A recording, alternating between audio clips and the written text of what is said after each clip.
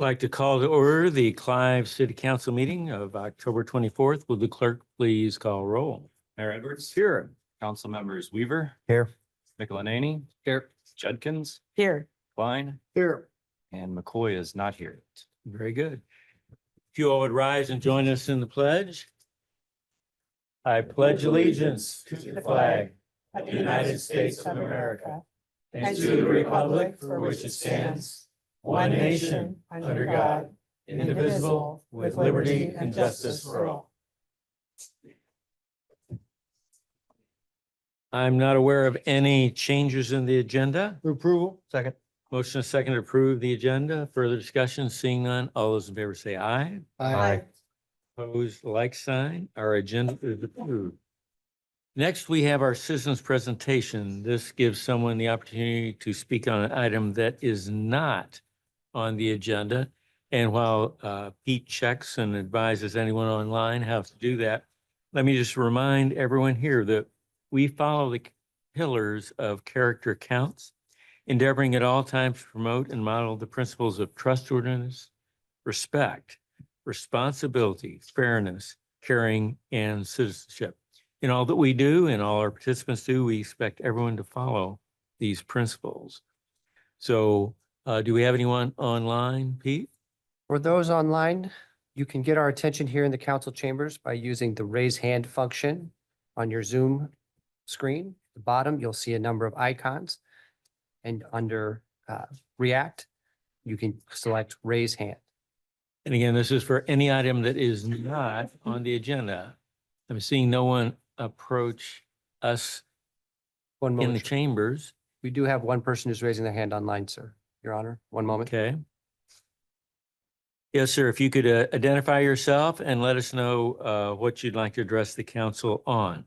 My name is Robert Fisher, and I don't know if it brought up, but I believe that DART bus need to be addressed for other people in wheelchair, other people who not in wheelchair.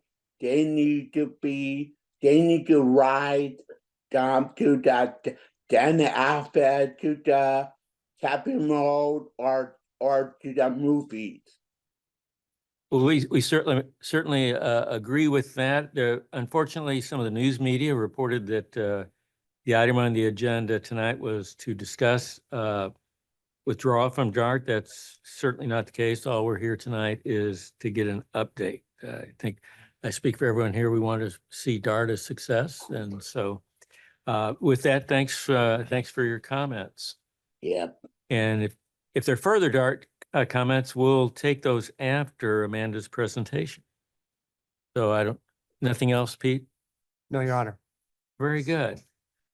Amanda.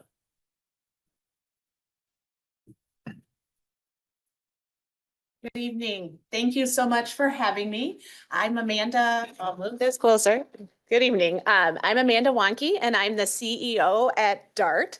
And I just want to start by, first saying thank you. Thank you for your participation in DART. And thank you for your role as council members. And especially, thank you to Councilman Michelinani and Councilman McCoy as the alternate. And I know Mayor Edwards, you've been part of a lot of conversations lately too. And so I appreciate the time and the work and the effort that everyone is putting into making sure our system works best for everybody. I also understand and hear that there is frustration from some of our suburban communities, and I've had a chance to listen to some of the Clive conversations, and I understand and again have heard, and I hope that you'll be able to hear from me tonight some of the plans on how we have tried to and hope to continue to address the concerns we're hearing from suburbs. I also want you to know that we're committed to providing the most efficient, effective, and best possible service we can to your residents. And again, I hope the information tonight will share with you ways that we are doing that. And then also, just as you're making a lot of bold decisions about your community, we have an opportunity, really a once in a generation opportunity now to make changes for the future of public transit in our region. And I look forward to sharing more with you about that. So jumping into the details, again, as we start talking about public transit, it is Important to really come back that transit is essential to our economy. Last year, DART provided 3.5 million trips. That's more trips than we had in and out of the airport. We need both the airport and public transit to be strong for our economy. Again, 9 out of 10 of those trips are for people to make or earn money, or to earn or spend money. And so again, each trip is driving our economy. We also know and hear from folks who are looking at moving to our community, either residents and businesses, who public transit is absolutely essential to that decision. Public transit also fosters social equity and well-being. As we look at those we serve, we really serve the most needy. You can see here that the number of, more than 90% of those who ride DART are making $50,000 or less in their household income. That is about 60% of AMI. So that is, within the poverty range, and 60% of them don't have a driver's license. We also serve a lot of people who don't have the ability to drive themselves, even if they did have a license, they don't have the ability to drive themselves. They're aging at home, that sort of thing. So public transit is essential to that. Also, as we look to continue to compete, to grow, to get better, we do look at what other cities are doing. Omaha has been investing in bus rapid transit, is building a streetcar. We look at Iowa City has been working on free fares, and that's been driving ridership. And now they're having conversations about trains to connect eastern communities in eastern Iowa. So again, we know people are investing in transit, and we want to continue to be able to compete for attracting folks. So as we look at the services in Clive, you have several local and express routes that go through Clive. The 52 and the 74 are local routes, the express route 92 and 93. And then paratransit is the ADA service for those who are unable to use fixed route. So a lot of those trips require mobility devices, and that is a door-to-door service. In addition, by being members of DART, you have access to Caravan, or your residents have access to Caravan and your businesses. And that is a van pool service that we use to connect the region with parts outside of Iowa, so that are outside of the region. So that means both bringing employees into the region and bringing employees who are looking for jobs to manufacturers who might be outside of DART, such as at Pella, Marshalltown, and so on. We also provide emergency services, and when there's flooding, fires, other things, we often provide a warming place, help with transportation, that sort of thing. And then, of course, special events. I know many of you are very familiar with our state fair service. In addition, we are providing free rides for the election. Getting people to those essential services are key to what we're trying to do. So as we look at ridership in Clive, last year the fixed route boarding, so the number of times someone got on a bus in Clive, was almost 8,000 times. And that is a 48% increase from the previous year. You can see what some of those top locations are where people are getting on the bus. You can also see the paratransit trips. Paratransit trips, we are able to know a little bit more about the customer. And so with paratransit trips, we do know that that is 208 customers. 17 are residents, and the rest are coming into the community for appointments at many of the medical facilities in your community. Robert is a customer who we talked to recently, who is a Clive resident and paratransit customer. And you can see here where he shares, there's times when I'm unable to use to get my wife to appointments due to my disability. I find the value of being able to get to where I need when I was working to get to a job and be on time. And just like him and his wife, there are many people who rely on this service to get to where they need to go. So, and like I mentioned earlier, though, I do acknowledge and understand the concern and frustration, and that there's serious conversations happening about whether to stay in DART. So I want to share a little bit of what we've done to address some of those concerns, and then what we plan to do going forward as well. So again, as a reminder, some of you are very familiar with some of these things. We've done changes to the governance in 2017 to make sure every suburb had a seat of the governance. We adopted a new property tax formula, which we are halfway through the 8-year implementation of that. And Clive residents have seen a decrease in property taxes with that. We've also diversified our fleet so that we're trying to put the right size of vehicle in the right place at the right time. And that is just a few of the many ways we are trying to be innovative and responsive to the concerns we are hearing. Again, as we look forward, I know that our member communities, elected officials, we all are trying to make do in a time where there's less revenue and increased costs. And it's a challenge for all of us. This slide talks a little bit about Clive's property, or the property tax formula, and Clive's investment. Again, you can see here that with that new property tax formula, Clive's levy rate has decreased from 66 cents to 58 cents. That means a $200,000 homeowner in Clive contributes just about $54. That is 1 to 2% of their overall property tax bill. As we look at how we administer public transit, it is really important to us that we are being efficient and effective. Again, you've heard me use those words before, but they are key to what we do. One of the ways we look at that is we constantly compare ourselves with other transit agencies.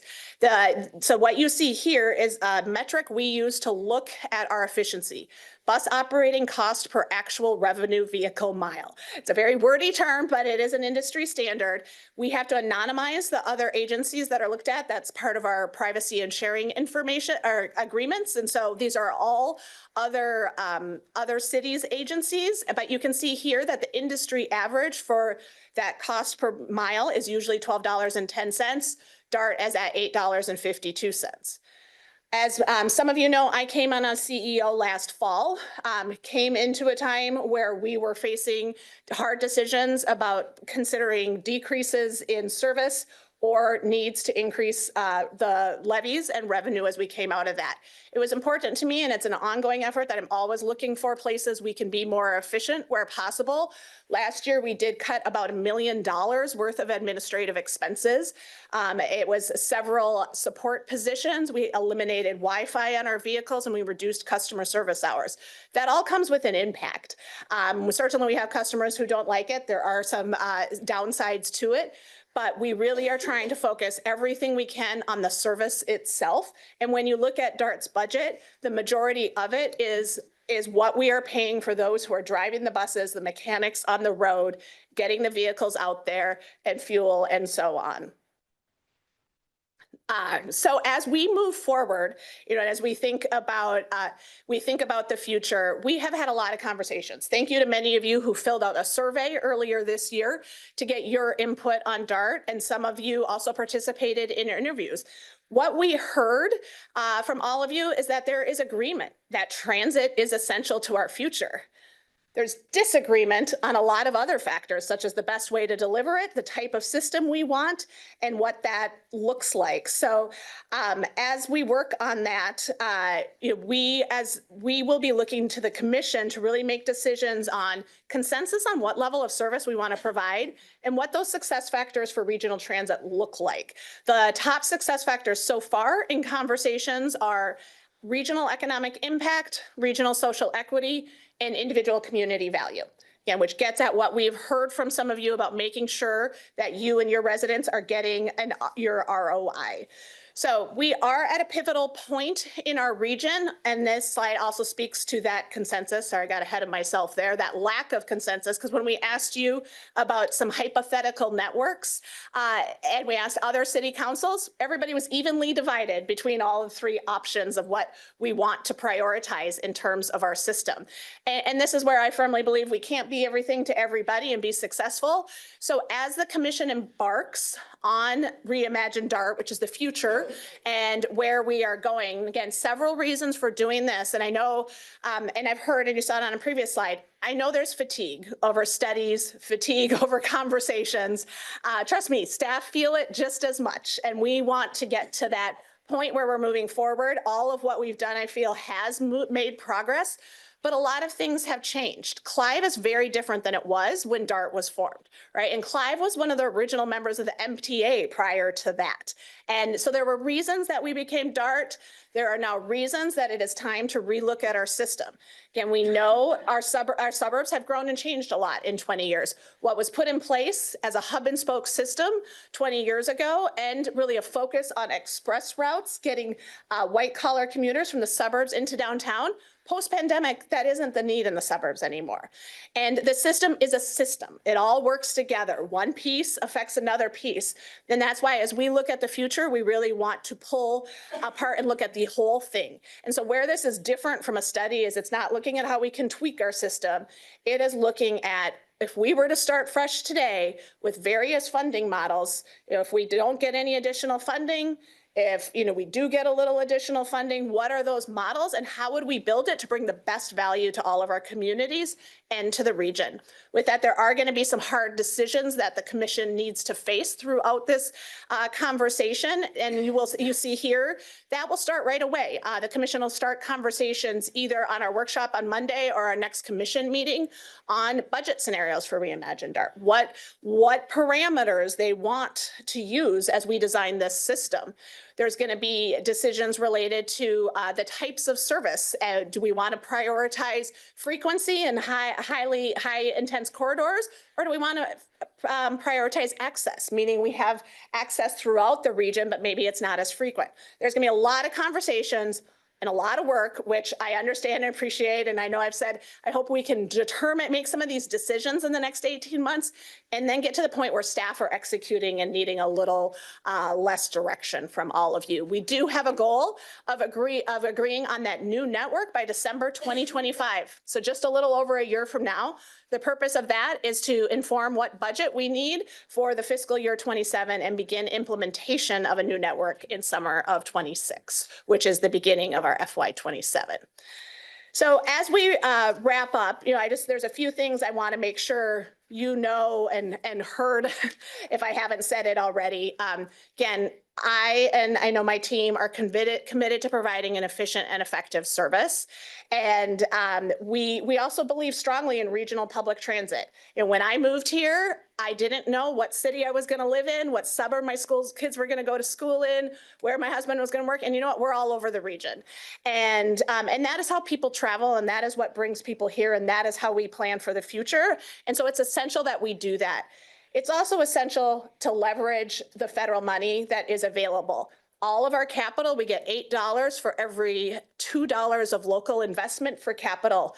No matter how you run public transit, you need to have vehicles, you need to maintain them, and that requires facilities, and that does require capital. And we get more when we do it together and do it better together. And so I just want you to know that we are committed, though, to listening throughout the process. I've heard a lot and continue to learn when I talk to each of you. And we do have a balanced budget for the next few years. There's not a crisis in this minute, but that's why we are taking these next 18 months to take this step back and say, what do we want for transit in our region for the next 20 years? And then let's design a system that gets us there. So again, thank you for your participation and your passion for providing the best possible service for your taxpayers. With that, I'd be happy to take any questions. Questions for Amanda? I ask questions all the time, so if somebody else has questions. Ted? I'll start. Well, thanks for being here, Amanda. Really appreciate it. You're in a tough spot, right? You inherited a lot to have to deal with, and certainly, so we all recognize that, right? That this is not a mess of your doing. It's you're trying to clean it up, and so we acknowledge that and appreciate that. With that said, it is a mess, and we do need to fix it. I got a number of questions. I'll start with more of a comment that maybe you can respond to. I've said it up here multiple times at the dais. I've said it to other city council members across the metro. In my opinion, the model's broken, right? That the hub and spoke, as you mentioned, fixed route, fixed time. That's something it's antiquated, right? With the technology that we have today, again, in my opinion, it's just a broken system that needs to be re-engineered. It's not something that needs to be tweaked and nibbled at the edges on how we do this. There's technology out there that can allow us to do much more of a just-in-time type of system that, not that we eliminate all fixed routes, maybe the ones that are most used, we keep those in place, have central station, but we should not be planning, again, in my opinion, going forward using that type of central station hub and spoke type system. It's very inefficient in my opinion. So do you see Reimagine DART as that vehicle to being able to re-engineer this? And how does Des Moines play into all of this with their study? Two-part question, at least Yeah, two parts there. So one, this is the time to step back and look at all those options. And microtransit on demand, which is that, reserve your trip or call a trip in the moment, is Use one your of the. app on your phone. Yes, And- is one of the options that is looked at as part of that. We have an expert in that who is part of what we will look at for the system. And again, some of that is going to depend because on what the highest priorities are, because we say it's more efficient, but when you actually look at the numbers, fixed route is more efficient from a taxpayer perspective. But microtransit provides a service in a different way, right? An on-demand service. And there's some people, again, depending on the community. We have a pilot of on-demand in Ankeny that is going really well. In fact, it's reached the point where we can't afford to do more of it without more investment in it, because you can only carry so many people an hour. Going really well. We tested two pilots, other pilots, one of which was in a lower income neighborhood. And they had struggles using the technology, not knowing for sure if there was going to be room. It's kind of like calling your Uber. There's not always one available, right? They prefer, the feedback we've received, and we're still finishing up our research on it, but was that for folks in that community, which was the Riverbend neighborhood in Des Moines, they preferred a fixed route where they knew every 20 or 30 or whatever minutes I could be there and this bus would come. Again, differences in terms of priorities, differences in terms of audience, and differences in terms of what we're trying to achieve. So those are the decisions we need and that the commission is going to need to wrestle with, and that will be some of the workshops they work through with our consultant this spring. So how the city of Des Moines factors into it, I also, at this point, and there's a lot of different opinions and perspectives on where the city of Des Moines is at. And what I have heard from them is that they are committed for the next few years, at least, to paying their part of the formula and wanting to see what comes out of Reimagine DART and go from there. I think everybody's having a hard time not knowing what that new system might look like and what it might mean for their residents, making determinations about increasing taxes without seeing that. They are doing their own study. The folks who are doing their study actually are who we contract with to do our on-demand service, and so have a good relationship with them, and look forward to seeing that. We will be taking that information and pulling it right into our study so that it can come together. But until I see the results of their study, it's really hard to know exactly what it's going to mean. Right. I guess my struggle is not knowing where this is going and the fear that that we are just going to nibble around the edges of this as we have in the past for many, Yeah. many years. And the amount that we as a city contribute to DART and the feeling that there may be a better return on investment. Again, we all support mass transit, right? There's no question about that. Our residents need it, our businesses need it, the metro needs it. If we want to be a big boy metro, we have to have that, right? But that's where I'm struggling with it at this time, just because I'm very concerned that we're just going to nibble around the edges on this. So. And I would encourage, I think that's one of the reasons to continue being a part of DART is to have a vocal and a loud voice at the table throughout Reimagine DART. And I hope you and your residents will take advantage. We will be having public input. That'll be key to it. Again, I want to say, we're going to just solve the world's problems with this. But I also know at the end of the day, there's going to be hard choices about raising revenues or cutting service. And again, I believe it will look very different. I believe the needs in our region are very different. But again, some of our key corridors are our key corridors. And so we're going to do the best we can, but the best way to ensure that it meets the needs you want as a community is to be very involved in the process, because this is going to be decisions that the commission makes and votes on over the next year that guide and determine what it'll be. Thank you. Yeah, real quick, Amanda, again, thanks so much for coming. I appreciate it. And I echo a lot of Ted's sentiments on that. I know you're placed in a difficult position. That's something that you inherited and didn't create. You know, I guess just a comment, and I struggle with many of the same things that many of us do up here. And for me, it comes down to return on investment per number of Clive riders, right? Mhm. And so when we look at this, of course, we're in favor of a regional concept with transportation. We understand that that's important to the community. It's important to the metro area. I just struggle with the cost per rider.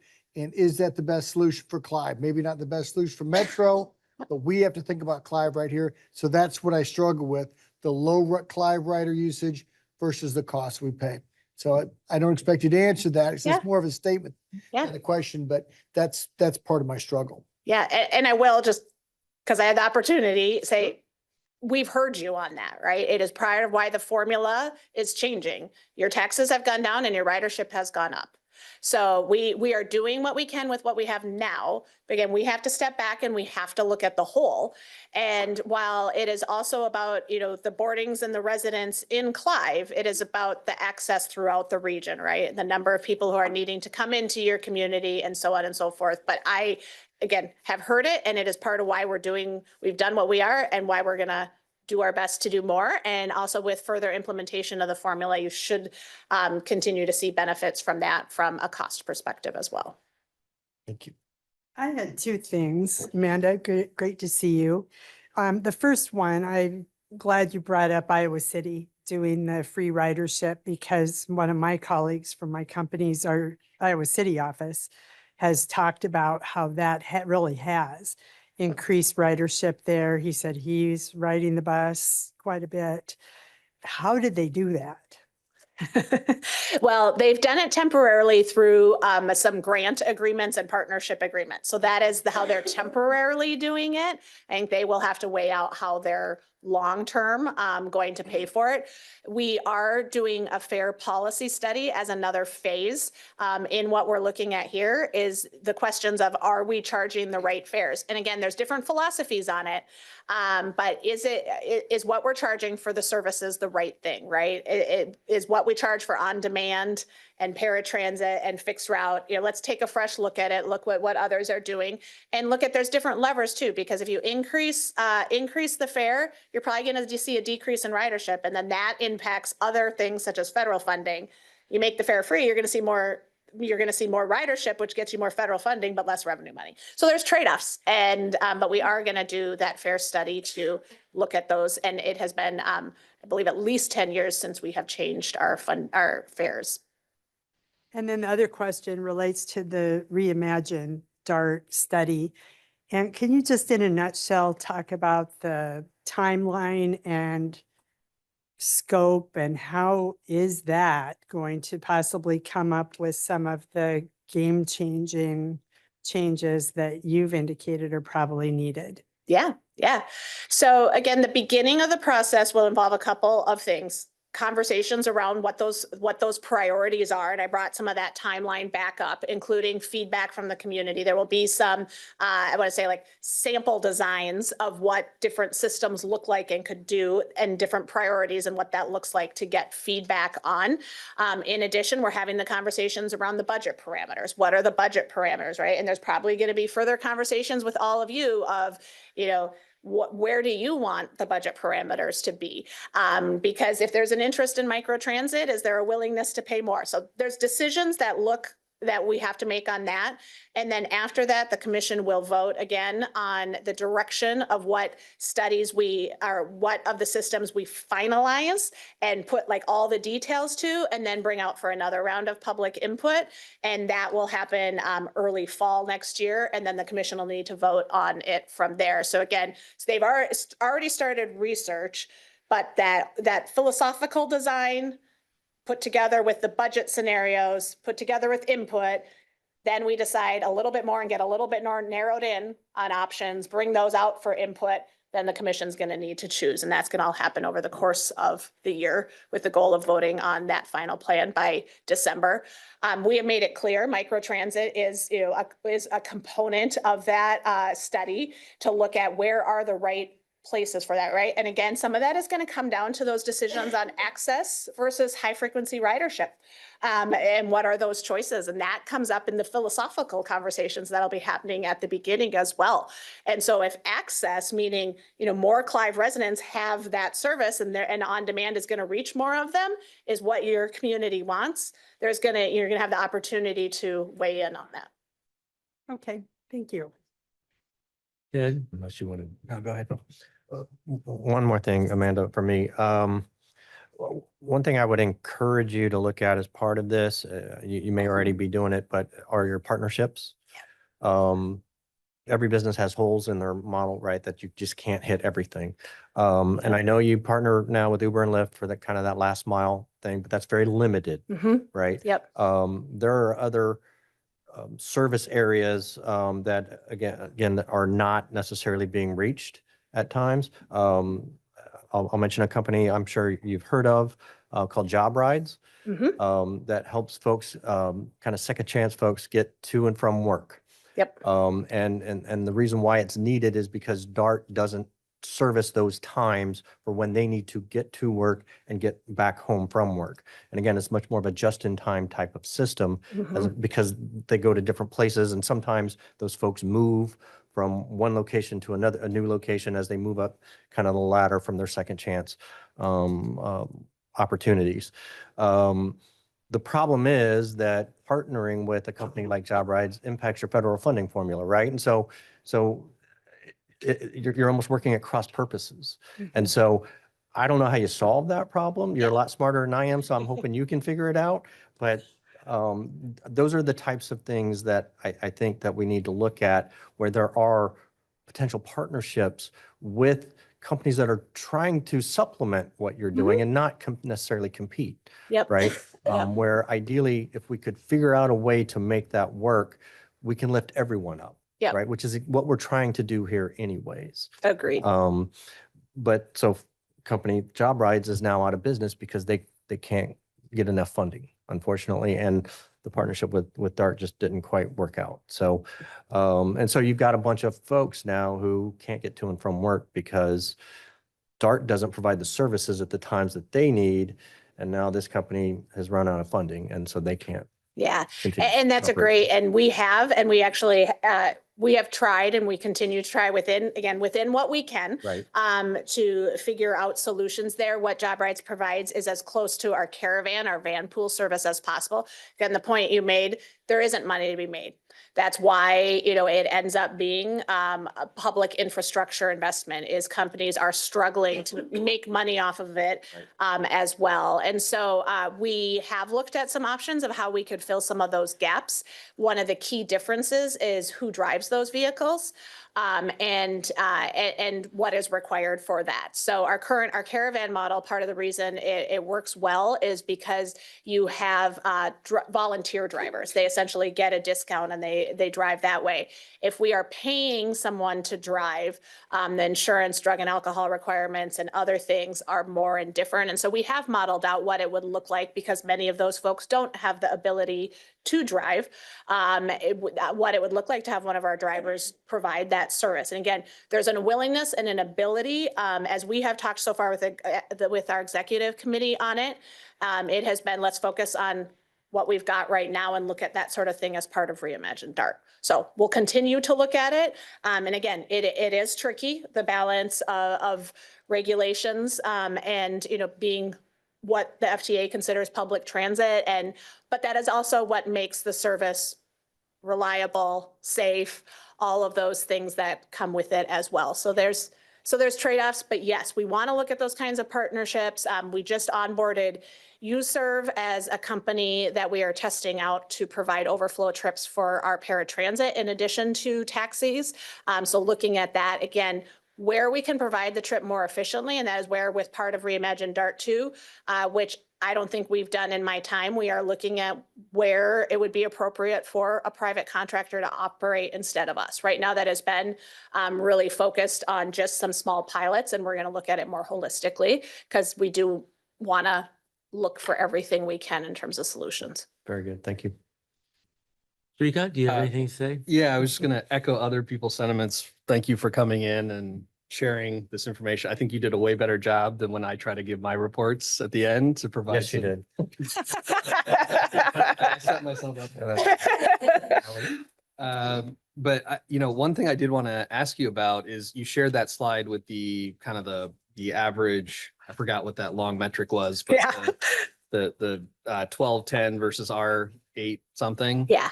And I know you said the reporting is anonymous, right? That's part of the agreement, but is there any insight you can provide as to why some of those other communities are higher? Or I know there's only like 2 that were lower. So Yes. I'm just Matthew, wondering you if wanna there's bring anything that you can back tell us about that. Yes. And I'm going to put that, I am going to work on a follow-up email, and I will put the details on that into an email. It often depends on the type of service, the frequency, the ridership, because again, it's the operating cost per the vehicle mile. Again, we do keep our overhead allocation is pretty low, right? So that factors in like our total operating cost. So there's several factors there, but to get it right, I want to put it in my follow-up. I also wanted to encourage and ask, you're also always invited to ride. I really would encourage that. If there's, you've heard from some paratransit customers, if you ever want to take a ride with a paratransit customer and look at what that service entails, or fixed route, I'm always happy to ride with you as well, and we'll get you more details, and I will follow up with more on that as well. Is that all? Yep, that's it. Well, thank you so much, Amanda. Unless there are any other questions that we have, anyone online with a question or comment, Pete? McCoy's not here. A reminder for those participating online, if you need to get our attention here in the council chamber, you can use the raise hand function at the bottom of your Zoom screen.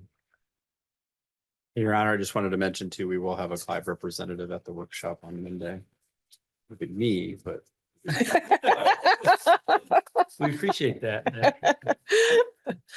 And again, thank you for the time. Appreciate it, and keep the hard questions coming, right? I understand the challenge we have, and we'll do our best on it and see where we end up. But hopefully it will be something that you are proud to invest in. Appreciate your hard work. Thanks, Thank you. Amanda. Thank you. All right, next is consent. Move approval. Second. Motion second on consent. Further discussion? Seeing none, would the council please vote? And would the clerk please post that vote? And that's approved by a vote of 4-0. First item is a public hearing on geobonds. Did we publish the appropriate public notice? Public notice was published in the Des Moines Register on October 11th, 2024. Thank you, Matthew. Liz? Good evening, Mayor and Council. As you know, the Standard & Poor rating came in a few weeks ago and increased us to the best possible rate of AAA. I was going to ask Suzanne, here she is, from PFM to lead the conversation and share the details of our sale that we had this morning. While you approached, I just wanted to make sure that I thank PFM and Dorsey and Whitney and everybody that's been involved with putting this together. So I'll let you go ahead, share the information and real quick, proceedings that were in your packet were draft form, of course, because the sale was this morning. So there's new materials that will be for your signature. They're ready to go for your signature this evening. And I know you want to share some information. You want me to hand them out? Oh, there you got them. Yeah, I already- Okay. I already Oh, handed it ahead of out. me. Okay. Yeah. Yep. There you Yeah, go. all right. So congratulations. Let's celebrate for just a second. So congratulations on achieving the highest possible credit rating. S&P republished a new methodology methodology 1 week after PFM recommended seeking the S&P rating. So I was very confident going in before the methodology change, and am very, very pleased with how things changed and how things turned out for the city. So congratulations. It's worth celebrating. Clive is AAA once again. So congratulations on that. So we went to market today. These were 20-year bonds paid for by the TIF growth just in Dallas County. And so we're going to be using TIF increment to pay for these bonds. We received 5 bids from 31 different banks today. True interest costs ranging from 3.94% to 4.19%. So again, 25 basis points range from first to last place. The winning bid came from TD Securities out of New York, New York. I think Matt and I were talking, this is the first time they've won for Clive. They were at 3.9495%. When we look at that second place bid, right, we always look at that cover bid, that second place bid, that came from the large 27-member selling syndicate with Robert W. Baird. And their TIC was 3.9662, so not even 2 basis points higher. So a lot of competition to win the city's bonds today, which is what we want to see. It was harder, it was a little bit harder today to absolutely quantify the benefit of the AAA. There wasn't as many bond deals in the market this week. So I think ramping up towards an election next month that everybody has their eyes on.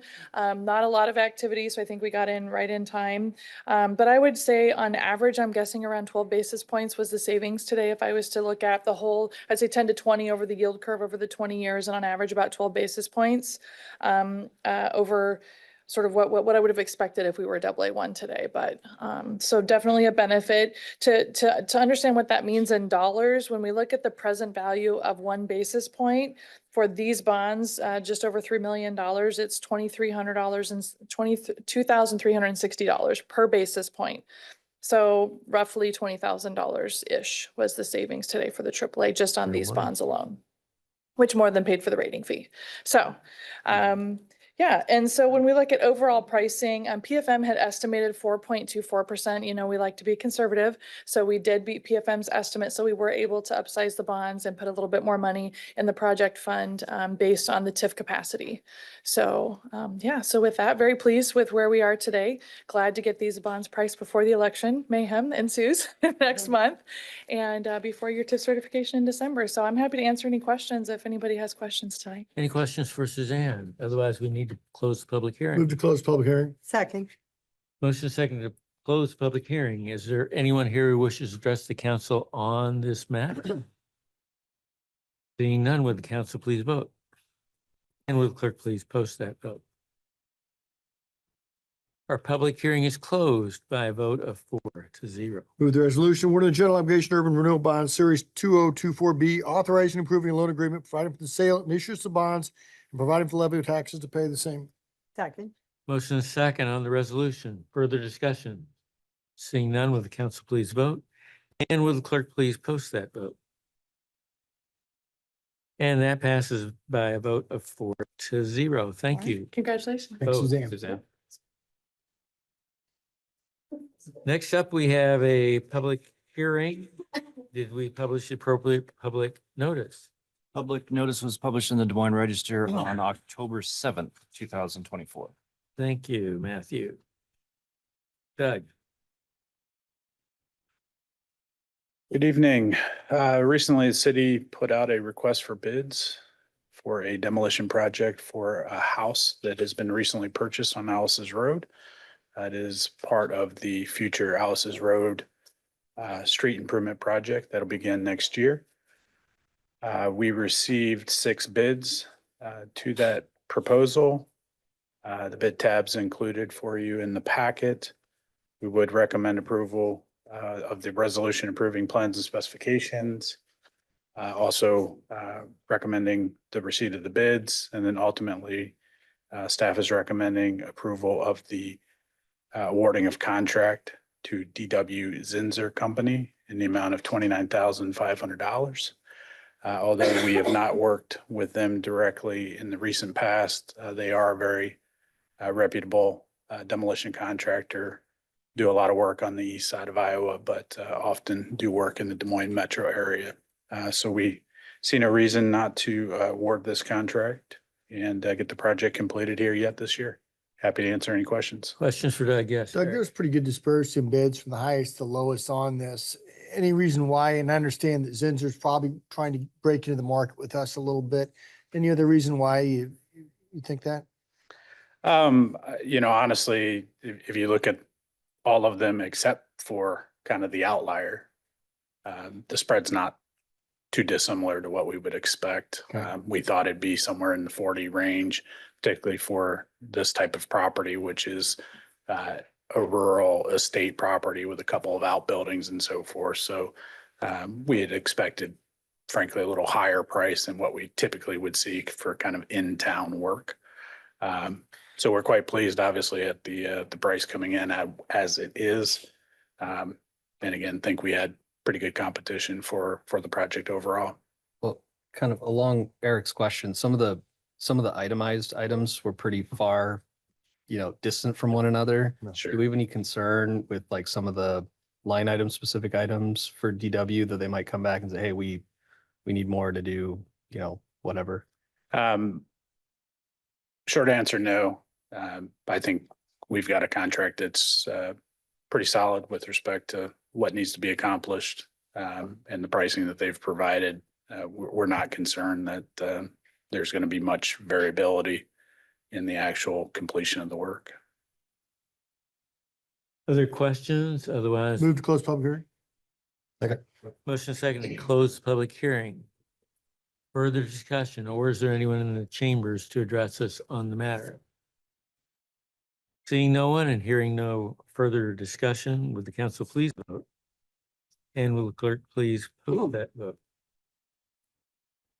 And that vote passes by a vote of 4-0 to close the public hearing. Move the resolution approving plans and specs. Second. Motion second on the resolution on plans and specs. Further discussion. Seeing none, would the council please vote? And will the clerk please post that vote? That passes by a vote of 4-0. Move the receipt of bids. Second. Motion second to receive bids. Further discussion. Seeing none, council please vote. And will the clerk please post that vote? That passes by a vote of 4-0. And move the resolution award the contract to DW Zinzer Company for $29,500. Second. Motion second on the resolution. Further discussion. Seeing none, will the council please vote? And will the clerk please post that vote? That passes by a vote of 4-0. And Good evening, Mayor, Council. Tonight we have before you the site plan and preliminary plat, as well as the construction drawings associated with Country Club Glen Plat 13. You probably all recognize that as the vacant lot next to the new fairway. So that property is proposed to be split into 2 lots. Matthew, could you start the dot cam for me? Thank you. Position there. So the first lot, this lot here, it is going to be 1.41 acres and able to host about a 2,400 square foot drive-through coffee shop building. And lot 2 is going to be just under 1 acre and is shown with a little over a 4,200 square foot flex use building. So that one, they don't have tenants confirmed for yet, but they utilize the 6 per 1,000 parking requirement. So they should have some ability to accept a range of uses. Certainly anything that would be office or retail in nature would fall under that. And then the remaining balance of this lot will be put into this outlot A. It is part of the stormwater management area. The entrance is existing from Hickman down here. And then the frontage road, of course, was completed between the church project and the fairway project all the way to 161st and 156th Street for 2 controlled intersection points. It is a 30-foot wide drive aisle through here. We weren't able to get it down to our standard 24 just with the swept path analysis for the larger delivery and service vehicles. So that had to stay a little bit wider. You can see the site generally comes in and we expect most of the traffic will park or come through the drive-through here, which then has its own dedicated exit onto the frontage road again. And the parking is in compliance across both lots, but will be addressed through a shared parking agreement that will be filed with the final plat when that comes forward after the construction. We do have a relatively small sanitary sewer extension for the main that will be public. That's what your construction drawings before you tonight are for. And it just extends the existing sanitary main to here and then north into the site. Everything past that point then is private. At one point in time, I believe the staff report still referenced a water main extension at the time this went to P&Z. They have reworked that a little bit, so the water main is no longer being extended. It is just water service lines now coming from the main. So there are not construction drawings for the water. The storm sewer, you can see here, it's all the green lines. It actually extends even further north than this property to that outlot X that is to the north, that includes the buffer that is split with the townhomes and Fairway's stormwater facility right here. So that area was reserved for stormwater management, and Fairway is going to retain ownership of that. There will be some additional stormwater maintenance easements that rectify all the shared maintenance responsibilities. Again, at the time of the final plat, we will get those. And then the storm facilities here are also treated with Barracuda separators for water quality. And then ultimately, the basin for stormwater is here to the north. See the grading there, it's a nice hole. And it will discharge into the existing Fairway basin and then through the same network there. Pull down a little bit. The site will be coming down a few feet as well. It is pretty mounded up at this point, and it will tie off with the existing grades on the Fairway lot, the church lot, and then with the townhomes to the north. There is also trail access from the trail along Hickman that comes into the site and will provide pedestrian connectivity to both of the buildings as well as to Fairway.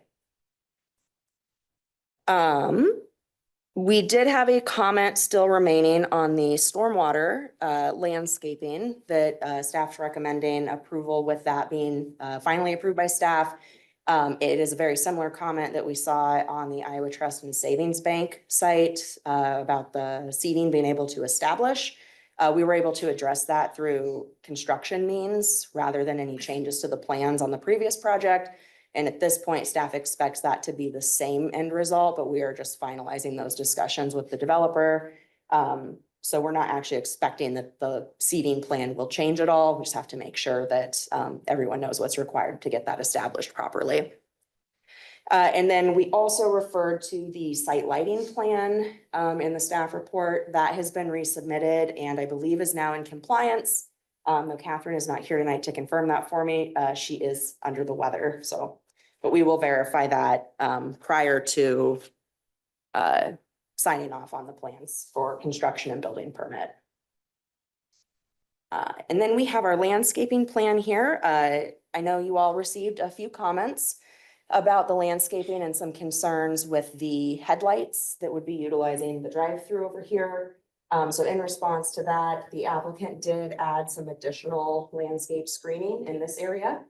You can see there are quite a few trees, and this is right here is basically in line with the rear of the Fairway building.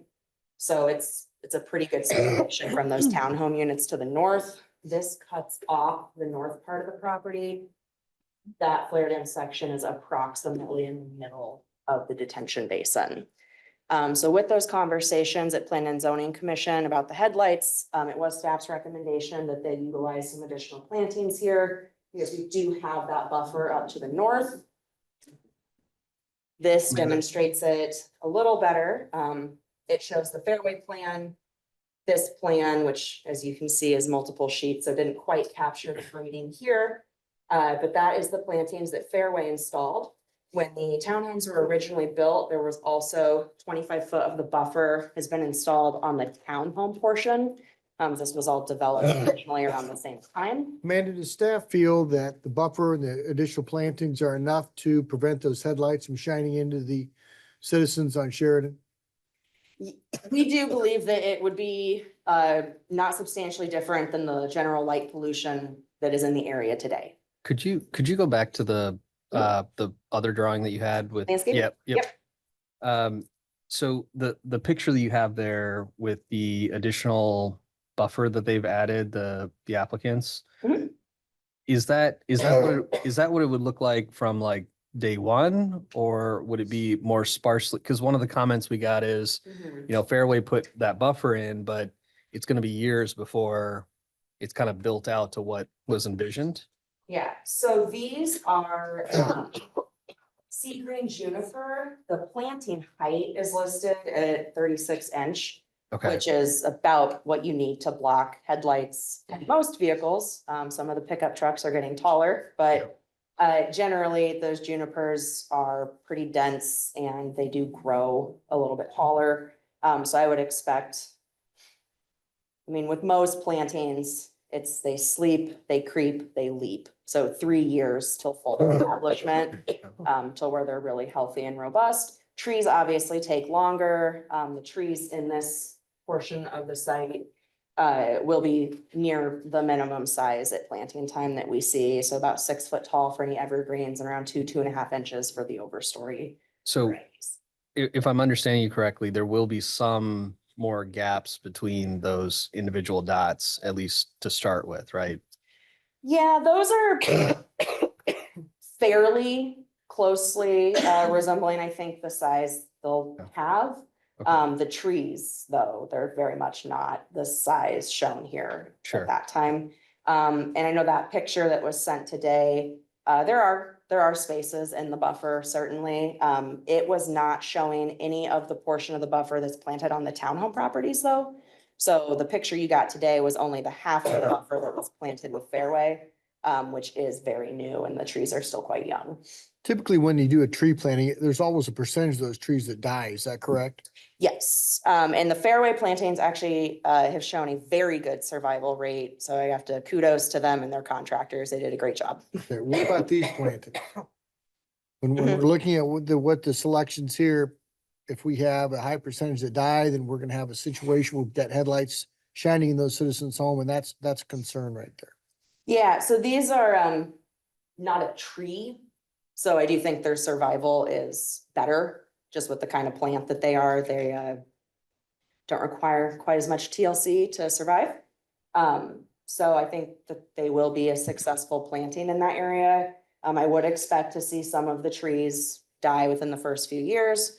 With the development standards manual adoption, we did rework a little bit of our process for that. So staff will be going back out on new projects the following spring to do a recheck and then proactively work with those property owners to get plantings replaced. How long do we think that barrier will be ready to go? You talked about 3 years before they're fully.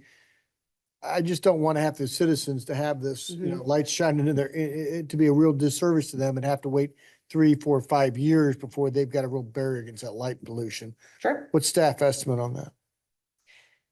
You will never eliminate all of the lights from the commercial area. But I do not personally think that this is gonna be a significant lighting issue when it's operational.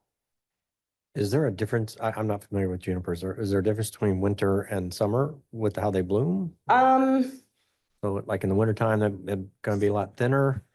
They're mostly not. They're pretty evergreen. Are they? Matthew, you're gonna concur. Okay, Matthew's our local landscape expert. And I think it's important to point out too, is that the Townhome Association has an established buffer that's already Yes. fully grown and in place. So there isn't nothing there. Okay. There's already a 25-foot buffer that's fully grown out on the north of everything you're seeing here. So this is really additional layers of Yes. protection beyond what's already there. And with site grading for the stormwater, any of those existing buffer trees that may be impacted from that will be replaced at the size they are today. Catherine and I have been on site and we personally measured the height and diameter of all of the trees, and we have that documented. So we will confirm that if any of them are impacted from the grading, they will be replaced the same that they are today, no smaller. Right. I'd love to see that follow up on those to make sure those quality of trees are gonna, we need to hold the developer accountable to make sure that those, we're not having a high kill rate on those trees. Absolutely. And they should be on tonight. We have Steve and Sarah with Casco Civil, and I believe Nathan Palmer with Leaders Real Estate, who is the owner, are both on the Zoom call tonight. I think we have someone present as well locally, but they're out-of-state folks. We're not able to travel for this one. I had a question about, you mentioned how the grading will need to come down a little bit. Does that mean like, is the grading at a slope right now or? It's just pretty high up from the fairway construction. I know Fairway, I think maybe put a little extra dirt on that site when they were finishing it up. And the reason why I'm asking is because if it ends up sloping, up as you go north, that could exacerbate any headlight problem, right? Because a lot of those headlights, they're gonna pop up when they see a hill nowadays, right? They have self-leveling. So that's another thing. So like right here, this line that you cannot see, it runs right here, is labeled 1020. That's the existing grading. Okay. This line is 1014. This line is 1013. Okay. So we're coming down around the buildings a decent amount. And then once we get back to this area, there is a bit of a depression here that already exists. So it's not as drastic of a change as you get closer to the townhomes. Okay. Other questions on the landscaping before I move on? Okay. And you said the lighting plan is going to be reviewed at what point? Because that can We obviously be have very it. important. We do have it. I believe that their revised plan does meet all of the standards. We were going back and forth on a few different moving lights, double heads, things of that nature. So they have submitted a new plan. It came in early this week. And we looked at it. It seemed to meet everything, and Catherine was doing that final check on it. But so I do believe that we already have a compliant plan. We're just finalizing all those individual light statistics that we look at. And have we had any concerns from either the church or Fairway? None that I recall making it to me on lighting concerns. Or I mean, just in general with the plan? Have, Oh, have they raised any Yeah, concerns with this? No. right. Nope. okay. Very good. So the building design then, this is the coffee shop building. You can see it has the brick and ephes panels and then a large amount of glazed storefront. We also have a little patio out here. And then there is a retaining wall along a portion of the west side of the drive-through. There's also a kind of open style black wrought iron design fence along that. Typically, if there's a potential for anyone to walk in the area, some sort of barrier is required. So that is their safety barrier. But it is our kind of typical nice black open fence. So that won't provide a lot of headlight screening.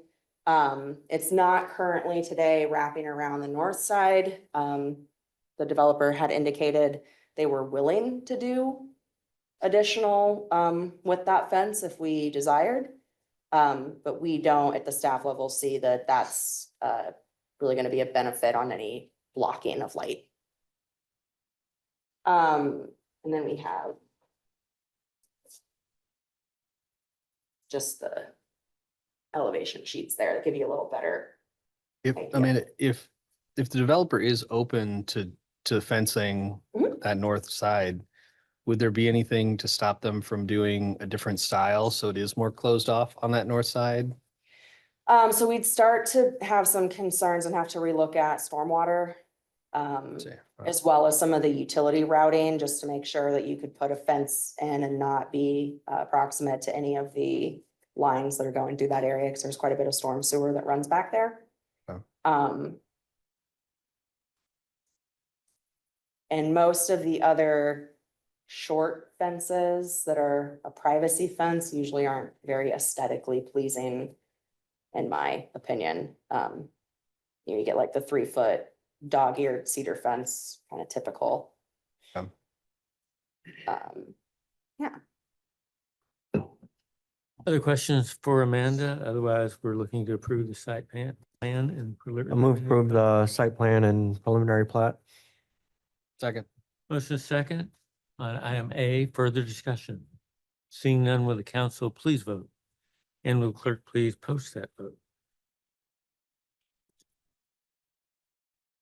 That's approved by a vote of 4-0. And I'll move to approve the construction drawings. Second.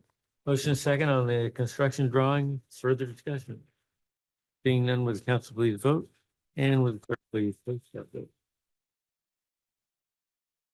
And that passes by a vote of 4-0. Thank you, Matt. Thank you.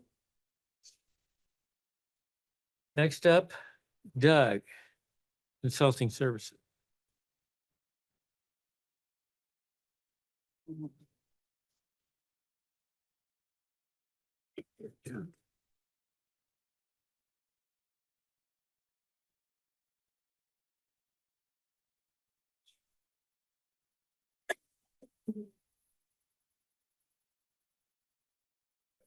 You bet. See what shows up. All right. Thank you. Excited to bring a proposed professional services agreement for the next phase of the University Boulevard Flood Mitigation Plan. Also very excited to be in a position that we are now ready to start having some conversations about the future for this space. So just quickly, as a bit of a recap, as you know, most of what we've been doing in the University Boulevard area with respect to flood mitigation is due in large part because of partnership. And in majority case at this moment, the partnership has been with FEMA. They've been providing assistance, both in terms of technical resources as well as funding to facilitate a lot of the acquisitions that we've been able to complete in the area. But also just as a reminder, what kind of allowed us to get into that acquisition business through hazard mitigation assistance was because of the original flood mitigation planning activity that again was partially funded by FEMA at the onset. So again, very much a partnership arrangement as we take care of a lot of these early implementation efforts. But also as we start to think about the future, I will continue to stress that partnerships will be the key to that long-term success. Whether or not the partners stay exactly the same with FEMA, there may be other partners that we try to bring along as we try to achieve this long-term resilience in the neighborhood. But over and over and over again will be this thought process around how are we defining our planning in ways that maximize the opportunity for those partnerships. This is our past. This is a flood-prone neighborhood in which principally we were focused on managing the impacts. When it flooded, we tried to make sure that we were prepared and keep people out of harm's way. But for the most part, the flood came and got us, and then we simply dealt with the aftermath associated with cleanup. Again, as you very well know, after the 18 flood, that mindset switched. So we still have flooding concerns to deal with. We're still very much in a preparedness mindset, but we've also spent quite a bit of resources. And again, you folks deserve the kudos for sticking to the plan of finding ways to meet people where they are to help them find a better long-term solution than staying in this flood-prone area. So we started with, over 70 buildings that had flood risk in the area. Since 2019, basically, we've been in the acquisition business. And to this point, we've acquired 21 buildings. You all just approved 2 more on the consent agenda. And then we also are working in process for funding on 6 additional properties at the moment. So certainly hopeful here within the next few months. The number of acquisitions, 21 to this point, is something closer to 30. That then is suggesting that we're about halfway through with the acquisition phase of this process. Again, it may not seem like a lot, but like, you all deserve a lot of kudos for putting the resources to get you to this point. I will say that you're probably in about the third inning of the 9-inning ball game. But it is an impressive feat that you've been able to achieve to this point. It's a long game, Doug. It is a long game. What is now just as exciting is this idea that we've gotten about 50% roughly of the acquisitions completed. And now it's time to start thinking about what's going to happen in that space. Certainly the mission is still to remove those flood risk properties through acquisition and demolition, which absolutely needs to continue to happen. But we are to a point where I think we can take a moment to step back, assess really what this space is going to be long-term for the city of Clive. How do we create a flood resilient community that connects the water resources with the land use and the people? All right, that those three important ingredients in that neighborhood space. And as you'll recall from the district planning process, we have this illustration that suggests how that might come about. How do we take the Greenbelt asset, extend it into a neighborhood, and provide that connectivity that would support development activities that will lead us into the next 50 to 100 years for this neighborhood space. And that's really what this particular planning process starts to create the foundation for. That's almost 100 acres of area that we have the opportunity, a unique opportunity to take an urban built space and think about what it's going to be next. The opportunity as we continue through with the buyout process to have a relatively speaking blank slate. This planning process will take that 100 acres, break it up into generally 3 pockets. The area south of the boulevard will be looked at amongst the ideas around how to expand the Greenbelt experience in that space. That space itself is about 40 acres of ground. You've got Walnut Creek that runs through the middle of it. We've got the Greenbelt Trail. We've got other utilities. But the idea is to figure out how to get as much flood storage, flood capacity in that open space. As we go across University into the blue areas, that's that transitional space. We want to figure out how to get connectivity from the residential area into this new Greenbelty space. And this area affords the opportunity to kind of bridge that gap between the built housing community and that recreational space with the integration of park amenities, with the integration of stormwater management, with the integration of trail and connectivity improvements. And then we have this small pocket that, although is kind of the minor component on the east side, really is an area of opportunity in my mind with the North Walnut Creek component and its relationship with Windsor Heights and their existing trail system along the North Walnut Creek. We have a critical water facility, the pump station that's at risk south of the boulevard. We see that orange area is being an opportunity for the relocation of that facility, and then also leveraging into that area floodplain restoration, floodplain storage, trail connectivity.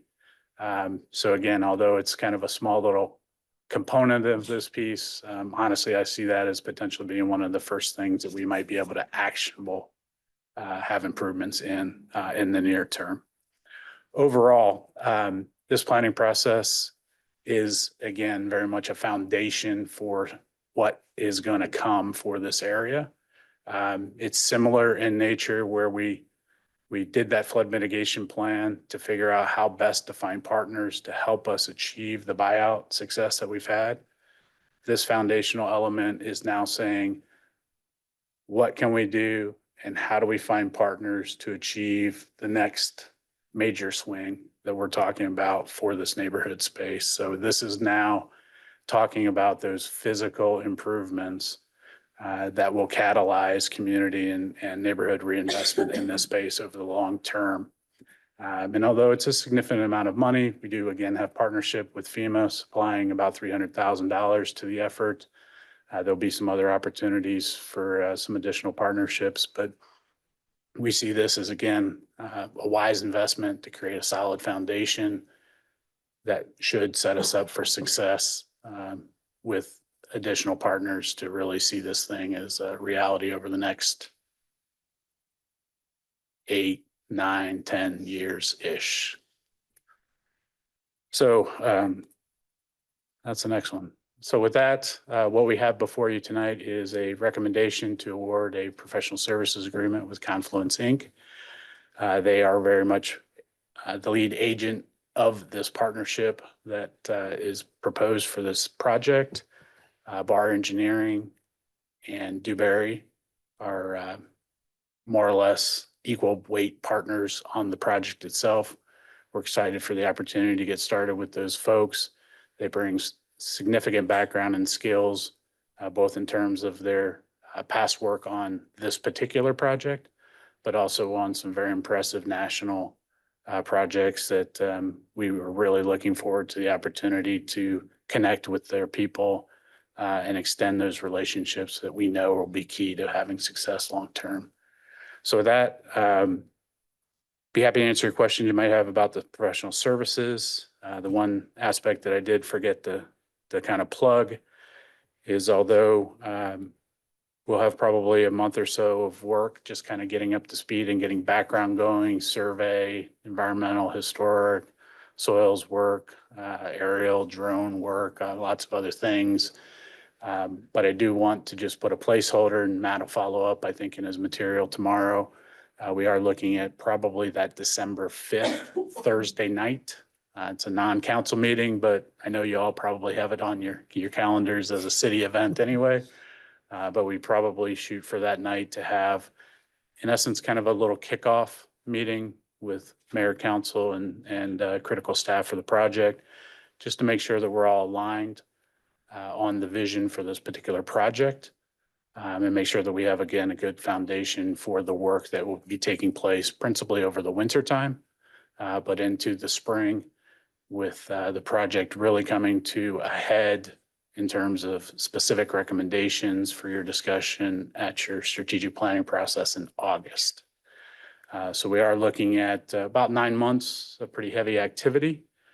The goal is that, again, we have one or more projects kind of within those spaces that we have a partner aligned for, so that we can immediately jump into preparations of grants over the fall of 25.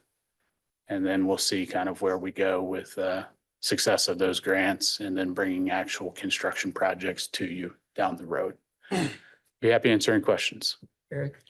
Doug, kudos to you and your staff for putting together the proposal and the scope of the project. It was a lot of work and it was very detailed.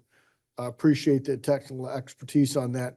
Couple quick questions. One is, how are we able to leverage the results of the study into more FEMA funding or BRIC grants or whatever it is? What's your thoughts on that? And then I have a follow-up. Sure. I would say that really the first effort, the flood mitigation plan that we did 2 years ago, provides really all the justification that we need for individual property buyouts. All of the work doing the benefit cost analysis gave us the data necessary to, again, meet these property owners when they say, hey, I'm ready to go. We've got the data to support the applications, and we're able to make this happen.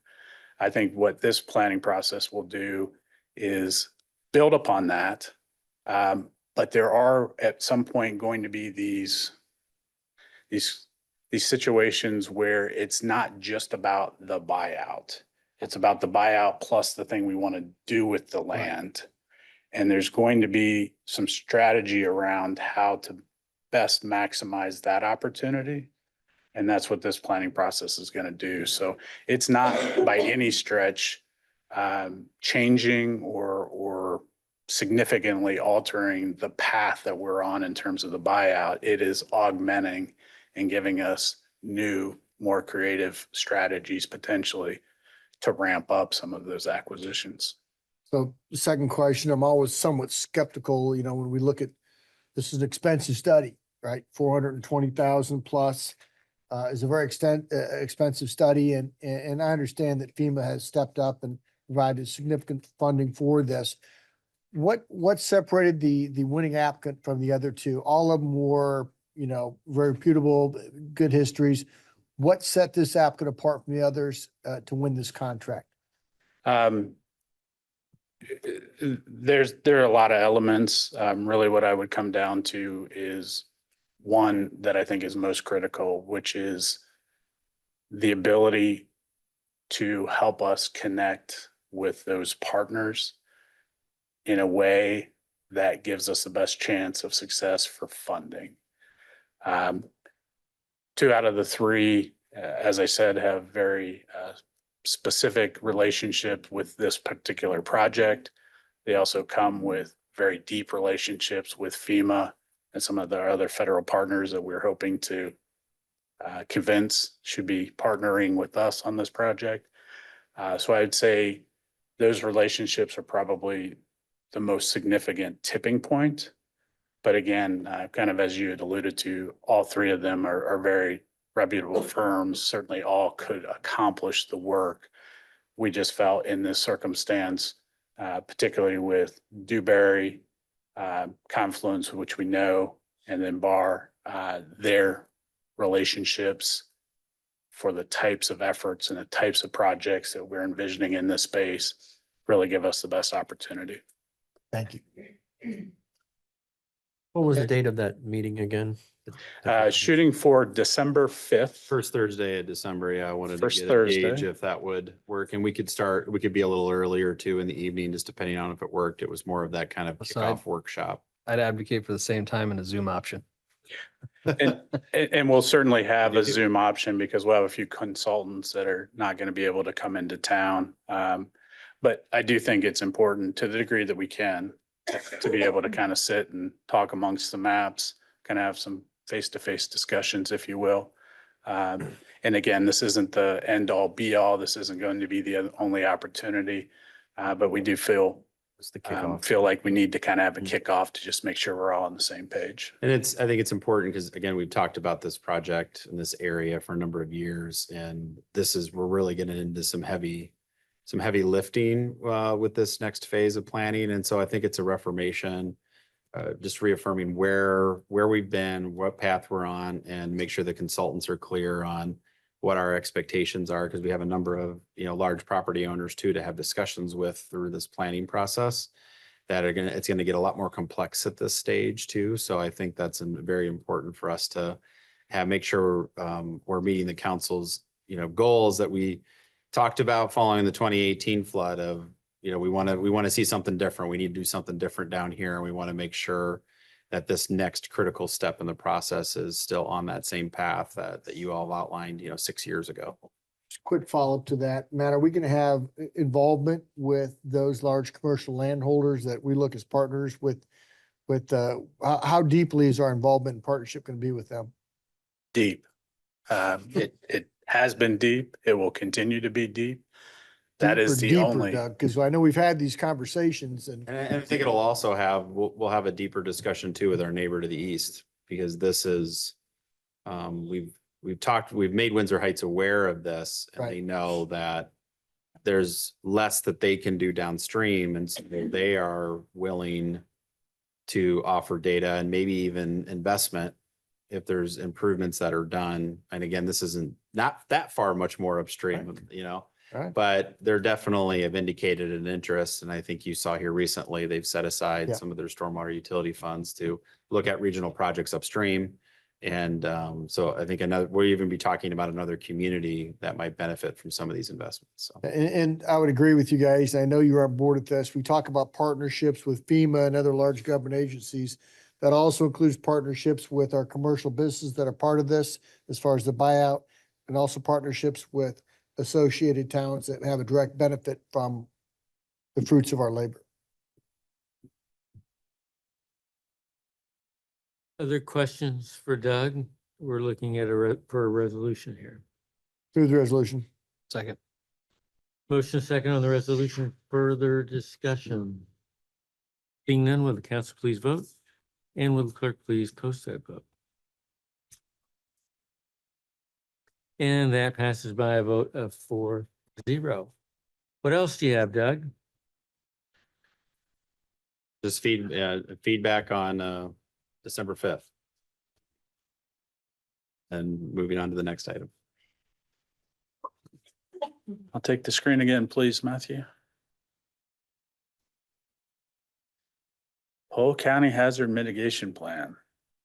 I am going to assume that you all have read the 653 pages Covered of the against hazard every mitigation line. plan. So I What won't was that? have to dwell on any of the specific elements in the plan. On page 373, could you clarify? Again, and just kind of walk you through this hazard mitigation planning work itself. I need to check a few boxes for a couple of our related efforts. But the hazard mitigation plan, as you know, is an opportunity for the communities to evaluate what capacity and capabilities we have for addressing disasters. Additionally, the hazard mitigation plan itself, the adoption of and implementation of, is what gives us the opportunity to make partnerships with FEMA for funding for things like flood mitigation planning, as well as other types of activities that are a result of hazardous conditions. The plan itself is required to be evaluated and updated every 5 years. So we were in that 5-year cycle. The city of Clive decided to, again, partner with Polk County to complete the planning process. The process is consistent with the framework that's established by FEMA. Their consultant, Whit O'Brien, put together this plan itself. It involved 28 local governmental organizations, also included stakeholder group from the city of Clive, several staff representatives, as well as 2 neighborhood meetings or community-wide meetings to give our folks an opportunity to be directly engaged in the process itself. Again, the plan is principally Polk County, but because some communities kind of spill over into other counties, it's probably more apt to call this a metro hazard mitigation plan, but principally surrounding the roughly 500,000 people in Polk County. The plan itself went through and evaluated those hazards that are likely or potentially could occur in our area. 22 hazard types were identified as being potentially impactful in this area. As you can see, a handful of them are ones where we have had presidential declarations, disaster declarations, and obviously some of those result in presidential declarations on about 2 per calendar year process. Each of those 22 were evaluated for both their severity and their probability. So going through and assessing which ones have the most likelihood of occurring and how bad would the damage be if they do occur. Those then were ranked and mitigation strategies developed for those ones that are highest on the probability and severity list. The goals for those mitigation actions are really not much different than the previous plans. They still seem fairly relevant and consistent with our values here at the city. They did add objectives with this particular section, which I think is useful because it now speaks to prevention, which I think is just as important as dealing with the bad things that happen, but trying to figure out how not to have the bad things happen. Also, we were able to get natural resource protection and nature-based solutions incorporated. Again, continuation of the thought process around how to work with Mother Nature rather than simply, again, dealing with her wrath. And then finally, the last element, trying to not just worry about the data and the science when the thing has happened, but using the data and the science to be prepared to have better visibility on the severity and the likelihood of these things happening. So again, I think they were all useful additions to this planning process. The other unique part of this particular plan is we were able to have conversations around this idea that hazards really do not care where Clive starts and where Clive ends. The tornado that comes through is going to blast Clive and Urbandale and whoever else is in the way.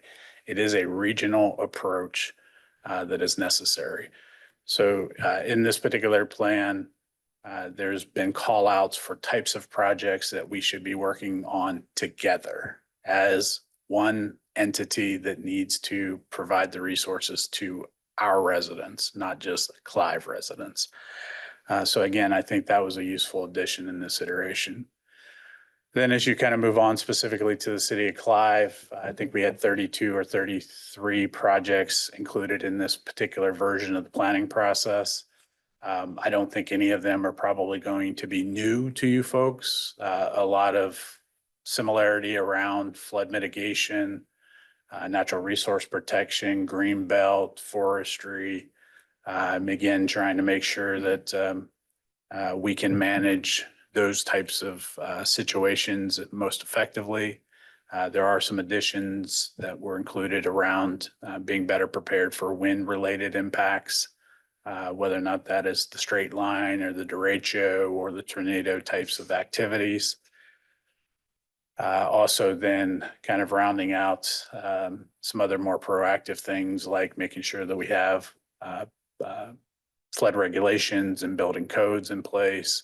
And then ultimately some continued reference to future improvements around some of the larger structures, the bridges that cross Walnut Creek. Again, the list itself is important in that we are identifying the types of actions that the city should be looking at.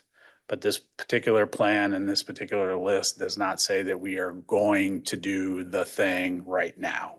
This is a long range horizon. It's the types of things where, frankly, throwing all of the potential actions into it is the better strategy, because as the opportunities arise potentially for funding or for a partner, it has to be in this list to be able to make those acts and make those connections.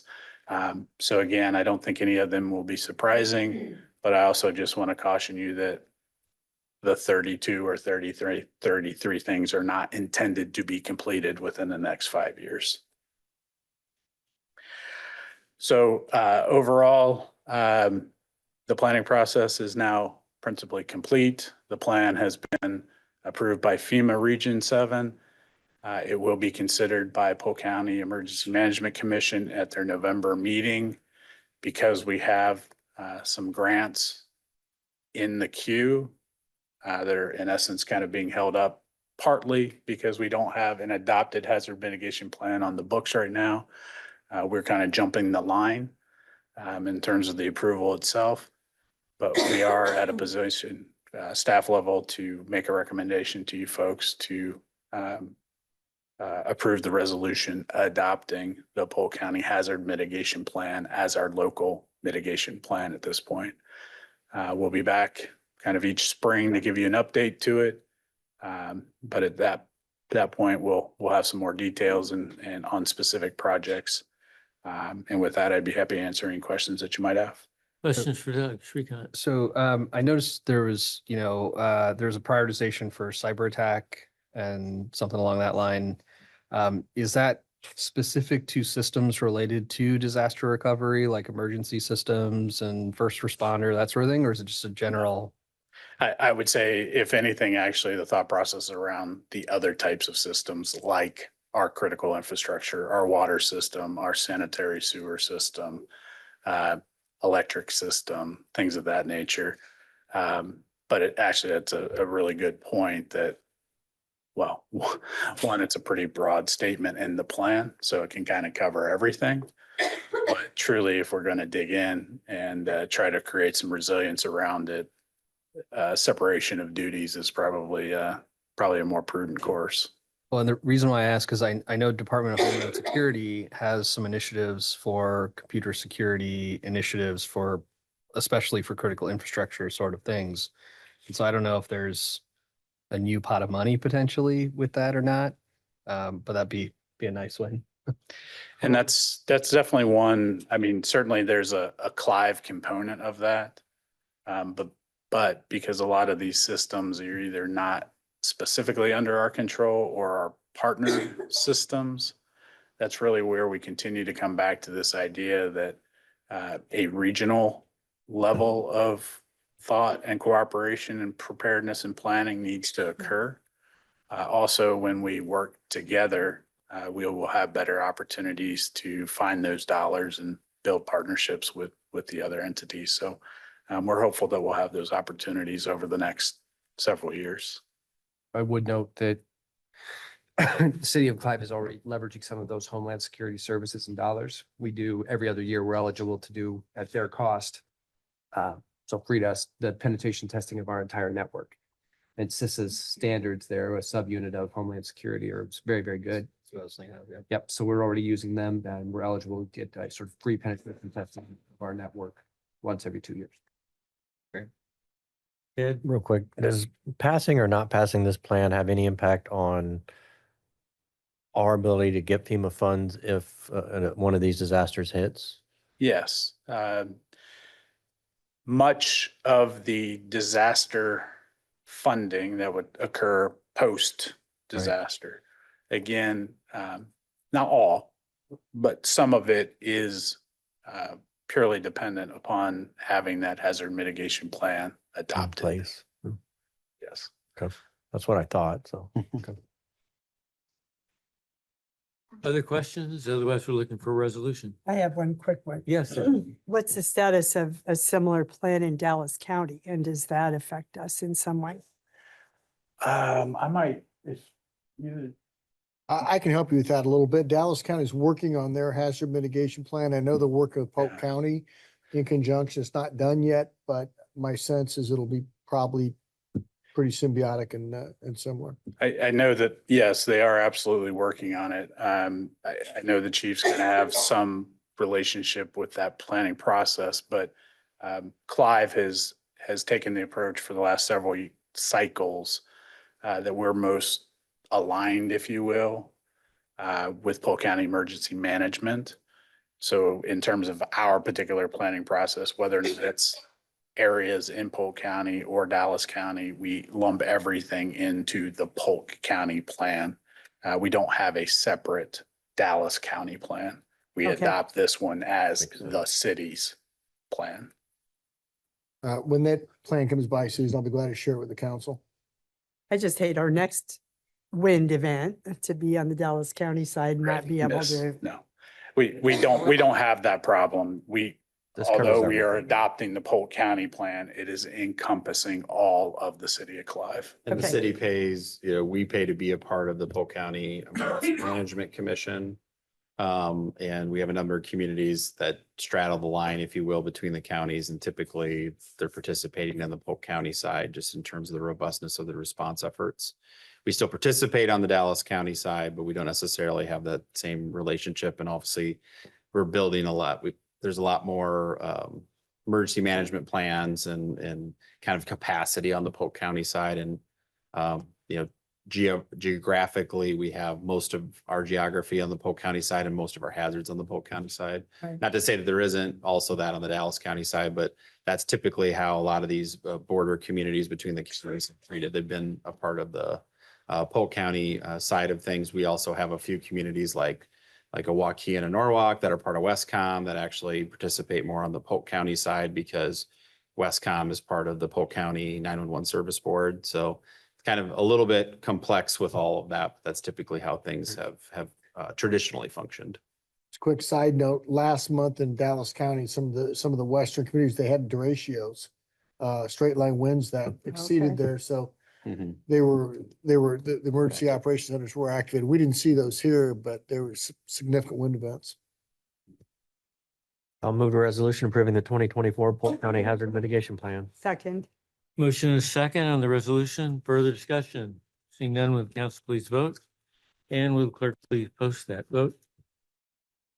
And that plan passes by a vote of 4-0. Pete?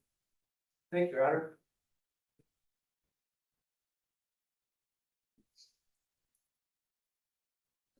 This is exciting.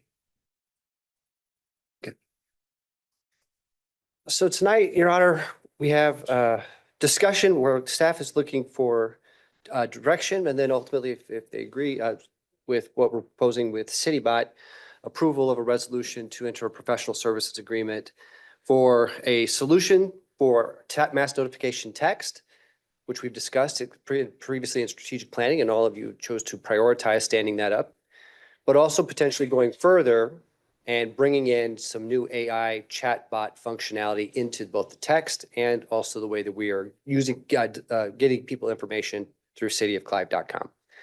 Now, to preface the discussion, I want to emphasize that sort of a line I saw in the business record about a week ago, where some other companies that are looking at these types of AI-powered solutions, they made the point that, you know, these AI tools, they're pretty cool, they're fun to play with, but it's really important that we don't fall in love with the AI solution. Instead, we stay focused and fall in love instead with solving the problem. So what is this problem that we're trying to solve? Or what is this opportunity that we're looking to take advantage of? Another way to put it. The opportunity is to use this device that everybody's walking around with to deliver critical information to Clive residents and businesses that are timely, accurate, and valuable to them. We've done quite a bit of surveying on this. We wanted to understand exactly how do residents feel about generally getting information from the city, and how would they feel about a texting platform? That was the special set of questions we asked during our 2024 resident survey. And what we heard very clearly was, we want to go to the website to get information. And if you do stand up a texting service, the vast majority of those respondents said they were willing to sign up for it to get information about a certain number of topics that we asked them about. Some topics were less appealing to them, like when is City Hall going to be closed for a holiday? They didn't want to get a note about that. But if it was about a street closure or a weather event, then they were very, very interested in doing it. One other thing that the resident survey told us, they don't want to have phone calls with city if they can avoid it. And they don't want to come into City Hall if they can avoid it. All right, with that context in mind, a little history about what investigating we've done about text solutions to this point. When Molly and I started looking at opportunities, we were first focused on one-way text. So this would be generated by the city and would go out to people who have chosen to opt in to get information about certain topics. But with those solutions, there would not be a chance for a person then to say the next question. So imagine we were putting an alert out there about snow ordinance in effect. And our text simply says, the winter weather ordinance is in effect, please get your vehicles off the street. If they then wanted to ask back, how long do I have to keep them off the street? We would not have a way via text to get them that information. The way we handle that question now is sending out the text alert that is generated through our website, and then it gives them a chance to click onto a link that takes them to a page with all of that additional information about the snow emergency. But it's a click, and it's a little less convenient than just being able to handle that right there within the text function that you already have native on your phone. So one other solution we were thinking about was, how do we start taking more and more of our technology platforms and better protect ourselves from bad surprises? So the bad surprise that we had to fix recently, that you're all familiar with, was Granicus and their product Novus Agenda was going away. It kind of put us in a spot where we had to go and pick a new one. The product we picked was with a company called Civic. They're one of the largest players in Civi Tech for all types of solutions: voting, records management, websites, text as well. They also have some emerging AI solutions. So we decided we're going to stand up our new voting system. And in the course of doing that, we also said, give us your pricing, your very best pricing, and sort of your roadmap for how all of these other things might play with it, including mass notification. They did that. As we started standing up the new voting system, there were some things that we discovered that gave us a little bit of pause. It wasn't that we were going away from this idea that, you know, staying engaged with a smaller number of providers might give us some protection from bad surprises. It was more the types of problems we were finding with implementation that made us think, are they going to be the right partner when we do mass notification? So with that lesson learned and that experience under our belt, we went back out on the street, talking to our colleagues in other cities about what they're hearing about good texting platforms. That's when we started hearing about CityBot. So from a one-way text perspective, CityBot has a solution that's very much like Civics. One way, then you get pushed off usually to a website. However, what CityBot really hangs their hat on is their ability to use AI-powered chatbots to give people more of that two-way conversational experience. So that you could get then via text or coming to our website, a spot where you can go and simply type in and not just get keyword results, which is what we think of as sort of typical Google search today, and which you can do within our site, and also our keyword searches when you're just broadly using the bigger, for example, Google engine. We're getting good results and people are getting quickly to our site. We see that in our website analytics. But this would be a chance for people who are just coming to the website, like the homepage, or if they were going to choose just to do it via text, to have something that's more conversational, like they're talking to a Clive staff person, Because I don't want to overemphasize, I think, or oversell what this can do relative to what we're doing today. Keep in mind, our data shows that people really enjoy going to cityofclive.com right now. We've sustained the highest levels ever in our history as a city on public information services based on what the residents say. There's not necessarily something broken here, but there is something that we can potentially enhance, both the website and getting into this new texting space. So tonight, what I have for you is a demo site that our friends at CityBot have put together, and you can see down here at the bottom, we decided to go with a little goat, because why not, when we're talking about things in Clive. Her name is Greenie the Greenbelt Goat. And this is an example of what it would look like on our website if we were going to stand something up like it. It'd be very similar, though, with your text, your native text. The nice thing about this chat bot is that you do not need to sign up to an account or anything like that to get sort of the chat bot experience. It's just right there. Same way with your texting. You could text it to a specific number that would be set up, and then the chat bot would engage with you. On the direct text solution, it would be a little bit different. There, we would still need people to opt in to get the service, and they would then have an opportunity to select the topics on which they want to receive text alerts from the city. Is there an opportunity to add like a notice or something at the top of this when you first click the button and it says, "Welcome to Clive's AI"? I'm Greenie the Goat. I'm here to help answer your questions. Yeah. A good example of this would be what the city of Denver uses. They have one called Sunny that's a city bot, and have had good success with it. But it has a disclaimer like that at the very top. Yep. Okay. We could add information there too, that I'm learning and I may make some mistakes. Please, if I come up with a bad answer here, contact City of Clive, or where you need additional questions, contact the City of Clive. So I take one from the group, or else I've got a few prepared if you'd like to ask Greenie a couple questions. How long can you keep your car on the street after a storm? I know the answer, but I wanted to. So if I live on 89th Street, do I have to move my car? I know it's on the website, so it should find it. So how long until I can park on the street After a snowstorm. after a snowstorm? Didn't test this, hopefully. So then you get thinking, Chewing on vegetation. 24 hours, that's right. yep. So what you see there in the result are links, couple links. One, it's telling you this is one where you can go get information about that. And you can see that it's clicking out to our snow and ice control page. And then it also will list the pages that it's crawling and learning, and as it engages it, that have helped it generate this very conversational type of an answer. So it's important to note a couple things here. First, the bot doesn't work like keyword search. It's not just running around looking for keywords, although that is a part of the way that it works. It's going a step further to give you more of that conversational experience. But the library that it's pulling from of information, the well of information that's pulling from is everything that's in cityofclive.com. So it's not Laserfish. It's not just everything out there on the web about Clive. It is specific to our site. That gives us a couple of wins, I think, but also some risk.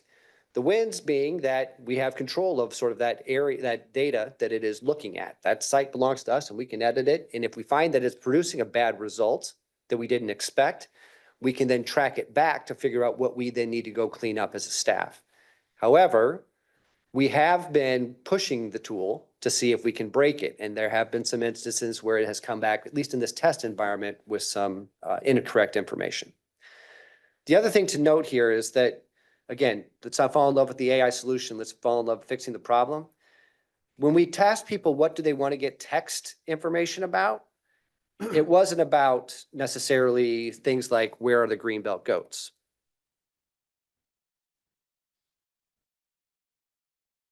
It was much more blocking and tackling stuff. Could say chewing on it. You should say chewing on Yeah. it instead of thinking. Chewing, yeah, that, So this one, it looks like it was actually assuming that I was thinking about not just the question I asked, but also the previous question.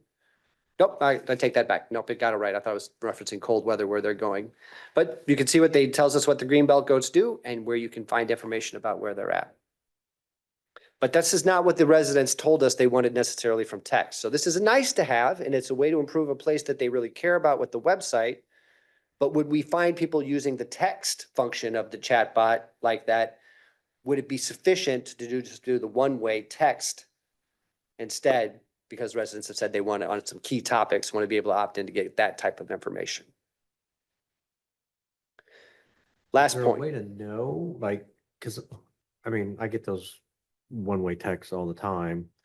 I just assume that I'm not going to respond to it because it, it's not going to respond back. Is there a way for them to know that they have that capability? Yep, and CityBot helps us roll out all of that sort of core information about what the services are that are available. And that if you text Greenie at 50325, right? Was it Clive zip code? Then it could start a conversation right there. Similar to, I know airlines will use that sort of function now with texting if you have to make changes with flights. Maybe not the best example because trying to change your flights via two-way text with a dot on it about your flight can be a pretty frustrating experience. When you can do it, you can do kind of like that greeting message, right? When you get a text notification that comes in, it'll say, if you have any questions, respond to this text and our AI bot will give you more information, right? Or something like that. Yeah. So Pete, when we talked in strategic planning and a texting platform was certainly something we all agreed on that was important, but I struggle with this. It's a slick system, right? It's very cool. Mhm. Do we need a Porsche when we could use a Chevy to get from A to B? Well- That's what I struggle with. And I also struggle with a $20,000, $22,000 a year tap. Mhm. Is that something that we really want or do we need it, right? Right. Do we have a system right now where folks can be alerted about road closures and weather? Because those are the two major things, not necessarily where the greenbelt goats are. It's road closures and it's weather right there. And if they want additional information, they can tap on the website. Mhm. There's got to be a give and take with the citizens. And, I agree that it's great to do everything for them. Is it worth the price tag? And that's what I'm struggling with. So Yep. Eric, I have a couple things I wanted to add before, but so one question I did have related to that is how does this cost compare to the pre-negotiated costs that Civic provided? We didn't ask about their AI. Right. I know We it's not asked gonna be about apples to apples. website and then also parks recreation management, which is another platform that you all prioritized, and Civic does have a good solution in that space that we've previously costed out. So I can't give you an apples to apples comparison on what Civic Text Alert plus AI bot would cost relative to CityBot. However, I can tell you that after we demoed the Civic AI, they came back to us and said that our AI solution is not going to play well with your website as it is today.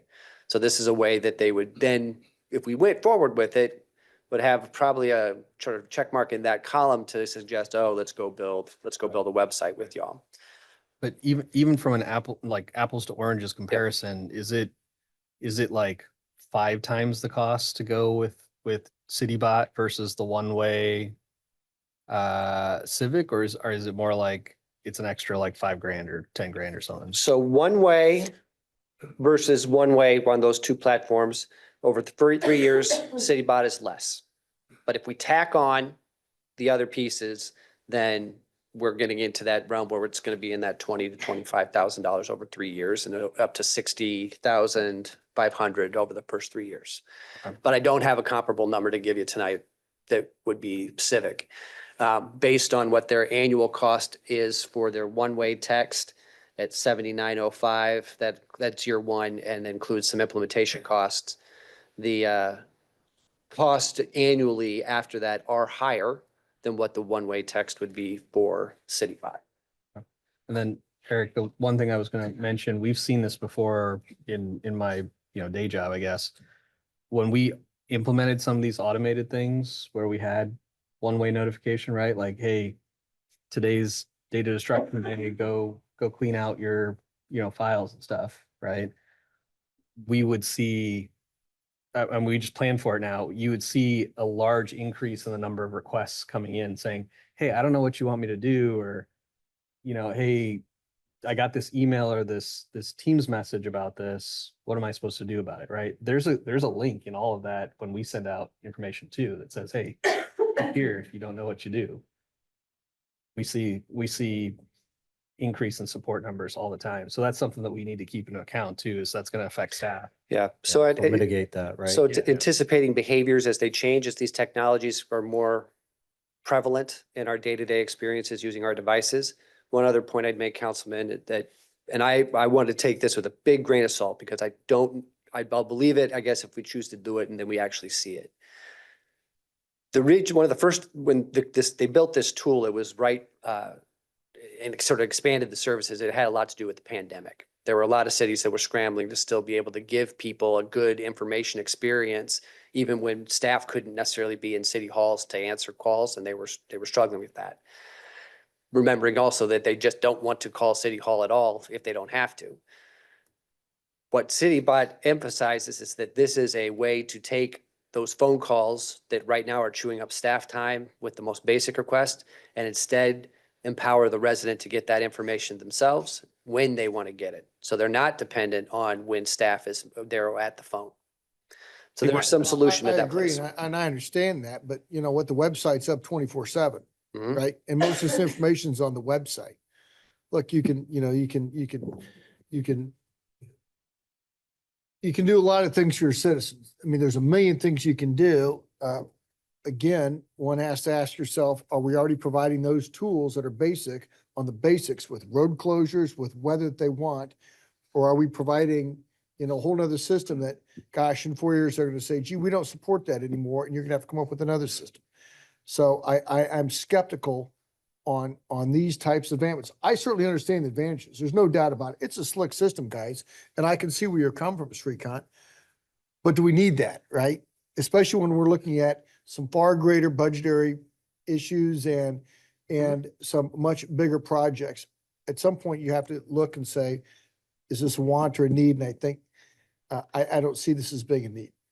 The one other thing that I would add to it, council member, is that got me intrigued with the AI tool that we don't necessarily have the capacity for is that it can do it in 70 different languages. I think it's 70. That's correct. And so it can provide an interaction experience in any language that person needs. And so as we see the need for that increasing, particularly in Spanish, where we don't necessarily have the capabilities here in City Hall to translate, that it can do some of that for us in terms of those questions and answers. So it actually adds a level of accessibility to our information. That's what intrigued me about it as Pete was presenting it to me. And I had the chance to talk with these folks when I was at the ICMA conference in Pittsburgh, that the language translation and then our ability to promote this tool to our populations that aren't necessarily English as a first language was something that was also intriguing to me. So I see it as a value add, not just a replacement.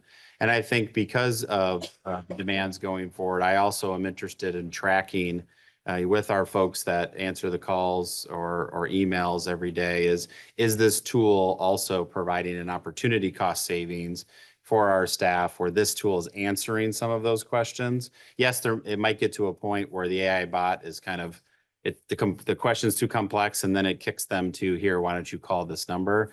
I'm also interested in terms of potential efficiencies it could create at a relatively small dollar amount of basically it's $10,000 extra a year for the AI bot tool as a portion of this for us to try that out and see if that really is also a potential efficiency that could save us money as we talk about with our process improvement presentations that departments present. I actually see this as a potential version of that I think it's worth us as a city at a relatively small dollar amount, at least testing it out. We may find that it's not maybe meeting that need. We can always scale it back, but I don't think we're going to know unless we try it. Yeah, I mean, I hear what you're saying, Eric, but I think Matt brings up good points. I think Shrikant brought up a really good point. You know, the whole point of this was to be able to communicate better to our residents. And, you know, whether you want to call that a want or a need, this definitely enhances that capability. I mean, you could throw out another example of the sign up for the rec programs. Well, we have it in place right now. It works. So do we really need another one? We're trying to make it more efficient and more user friendly for the resident, and that's what this does. Yeah, do we have a website? Of course we do, but there's a ton of information out there. So if you can just type in a question and get the answer, you know, much more quickly, that's a much more effective system. And you know, we're only talking about a 3-year contract here. So yeah, if we decide that, you know what, it's more money than it's worth, we can always pull back. But for the amount of money that we would be spending here relative to where we spend money in other areas, this seems like a very worthy investment, in my opinion. I've seen very few government programs in my lifetime that once they start or pull back or stopped.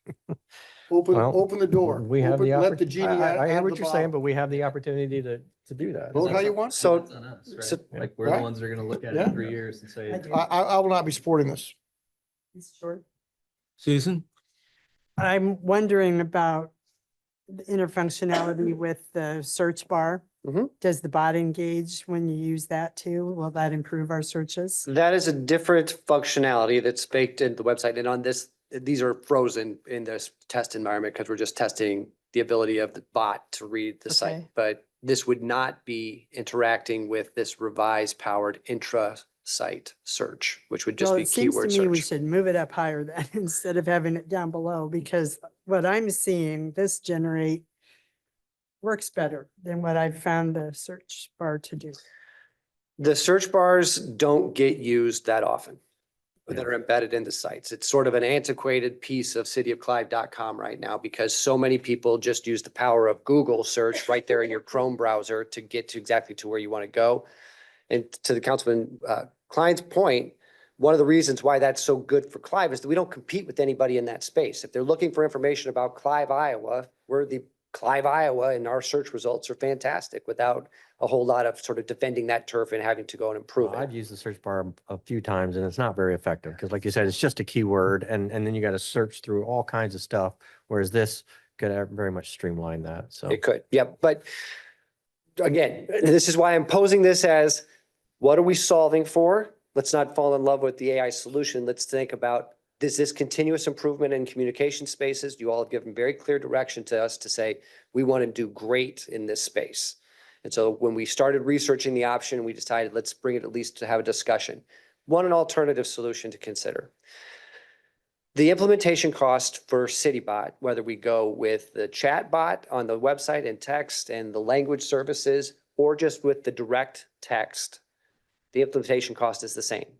But if we were to bolt on other things in the future, we would not have to pay new implementation costs. So if we wanted to knock out the first thing now, which is that direct text and see what kind of results we get there, then we would pay the initial year one cost of $11,500.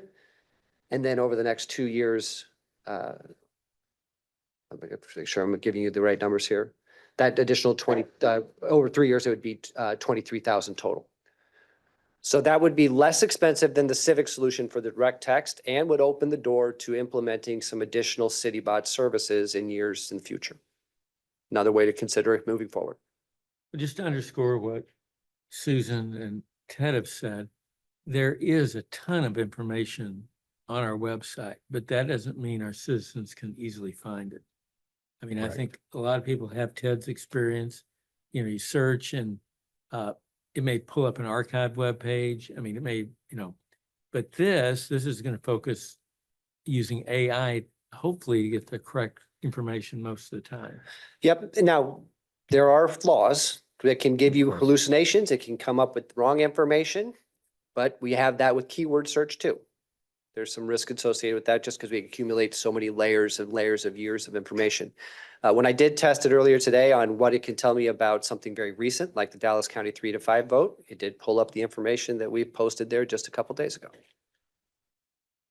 So what we're looking for tonight is a resolution approving a multi-year professional agreement for, and I'm not sure I understand what chat bot surveys are. Could you explain? We have a Chat bot surveys?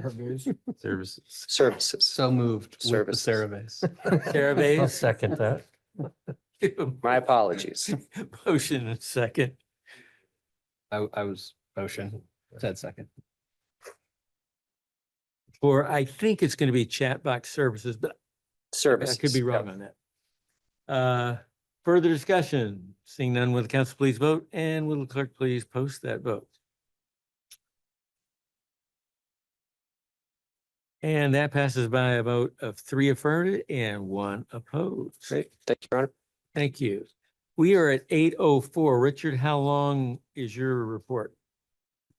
2 minutes. We could be as long or as short as the council desires, so it's really up to you. Don't throw it on us. 10 minutes then. Does that sound good? Are we good for another Yeah, 10? Sure. Okay. All right. All right, Richard. Well, thank you. Tonight, we're here to kind of give you an update on one of your strategic priorities, the implementation of a temporary park within the flood buyout land that the city's been accumulating for the past few years. So we have been working with McClure Engineering to figure out what the community would like to see with that space. And tonight, Michael Gaunt with McClure is here to kind of give you a quick overview of that and see if you have any questions. So let me get that pulled up real quick. This is kind of a nice caveat to what you just heard Doug talk about in terms of the long-term vision, permanent vision of this area. And this is our focus on what can we do with it between now and then. Go back to the beginning of the. Let's get back to the beginning here. All right. Oh, it's a long night, so we'll wrap this up quickly. Mayor, council members, thank you for your time. Again, Michael Gaunt with McClure Engineering. So we have been tasked with taking a look at this area, which you've already taken a look at tonight, in terms of a temporary park. Temporary in the means of, we want to be able to create spaces and activities for the residents that might evolve over time as the flood mitigation implementation plan takes effect. It can grow with the area. So real quick, just again, we've already looked at this piece of ground tonight, give you enough idea where we're at. Phase 1 is everything that's listed in the kind of the green, the light green outlines. Phase 2, which we recently added in the darker green area. We did a public meeting back on August 9th. This was in conjunction with back to school night. We had residents come through, and basically what we asked them was, what do you want to see? What are your priorities? What are the things that really excite you about coming to the park? And so we did 2 phases here. We had this graphic that's up right now was a board that we asked primarily the younger residents, because that's who was mostly there, as well as their parents, caretakers, to put a blue dot on the one thing that they really liked the most. And it got a lot of activity. As you can see, this was from that meeting. Some of the ones that really stood out, everybody was all excited about soccer fields, soccer. So that was good. We kind of knew that was going to be there, but until you talk to the residents, you don't necessarily know. They also talked about, they want swings, they want sand volleyball. The idea of a community garden floated to the top quite a bit. We also asked them on an adjacent board that maybe if there was a lot of people around the other one putting their dots on, or if they had some other ideas, just write it down on a Post-it note, stick it on the board, we would collate all that. So some of the things that stood out, pickleball, soccer, tennis, merry-go-round, disc golf. They did talk extensively about wanting a community center and restrooms. And of course, those are the kinds of things that we understand just aren't part of a temporary park. So we took those, we noted them, said maybe that's for something in the future. We also did a quick online survey. This was put out through through social media. We got quite a few respondents through the survey.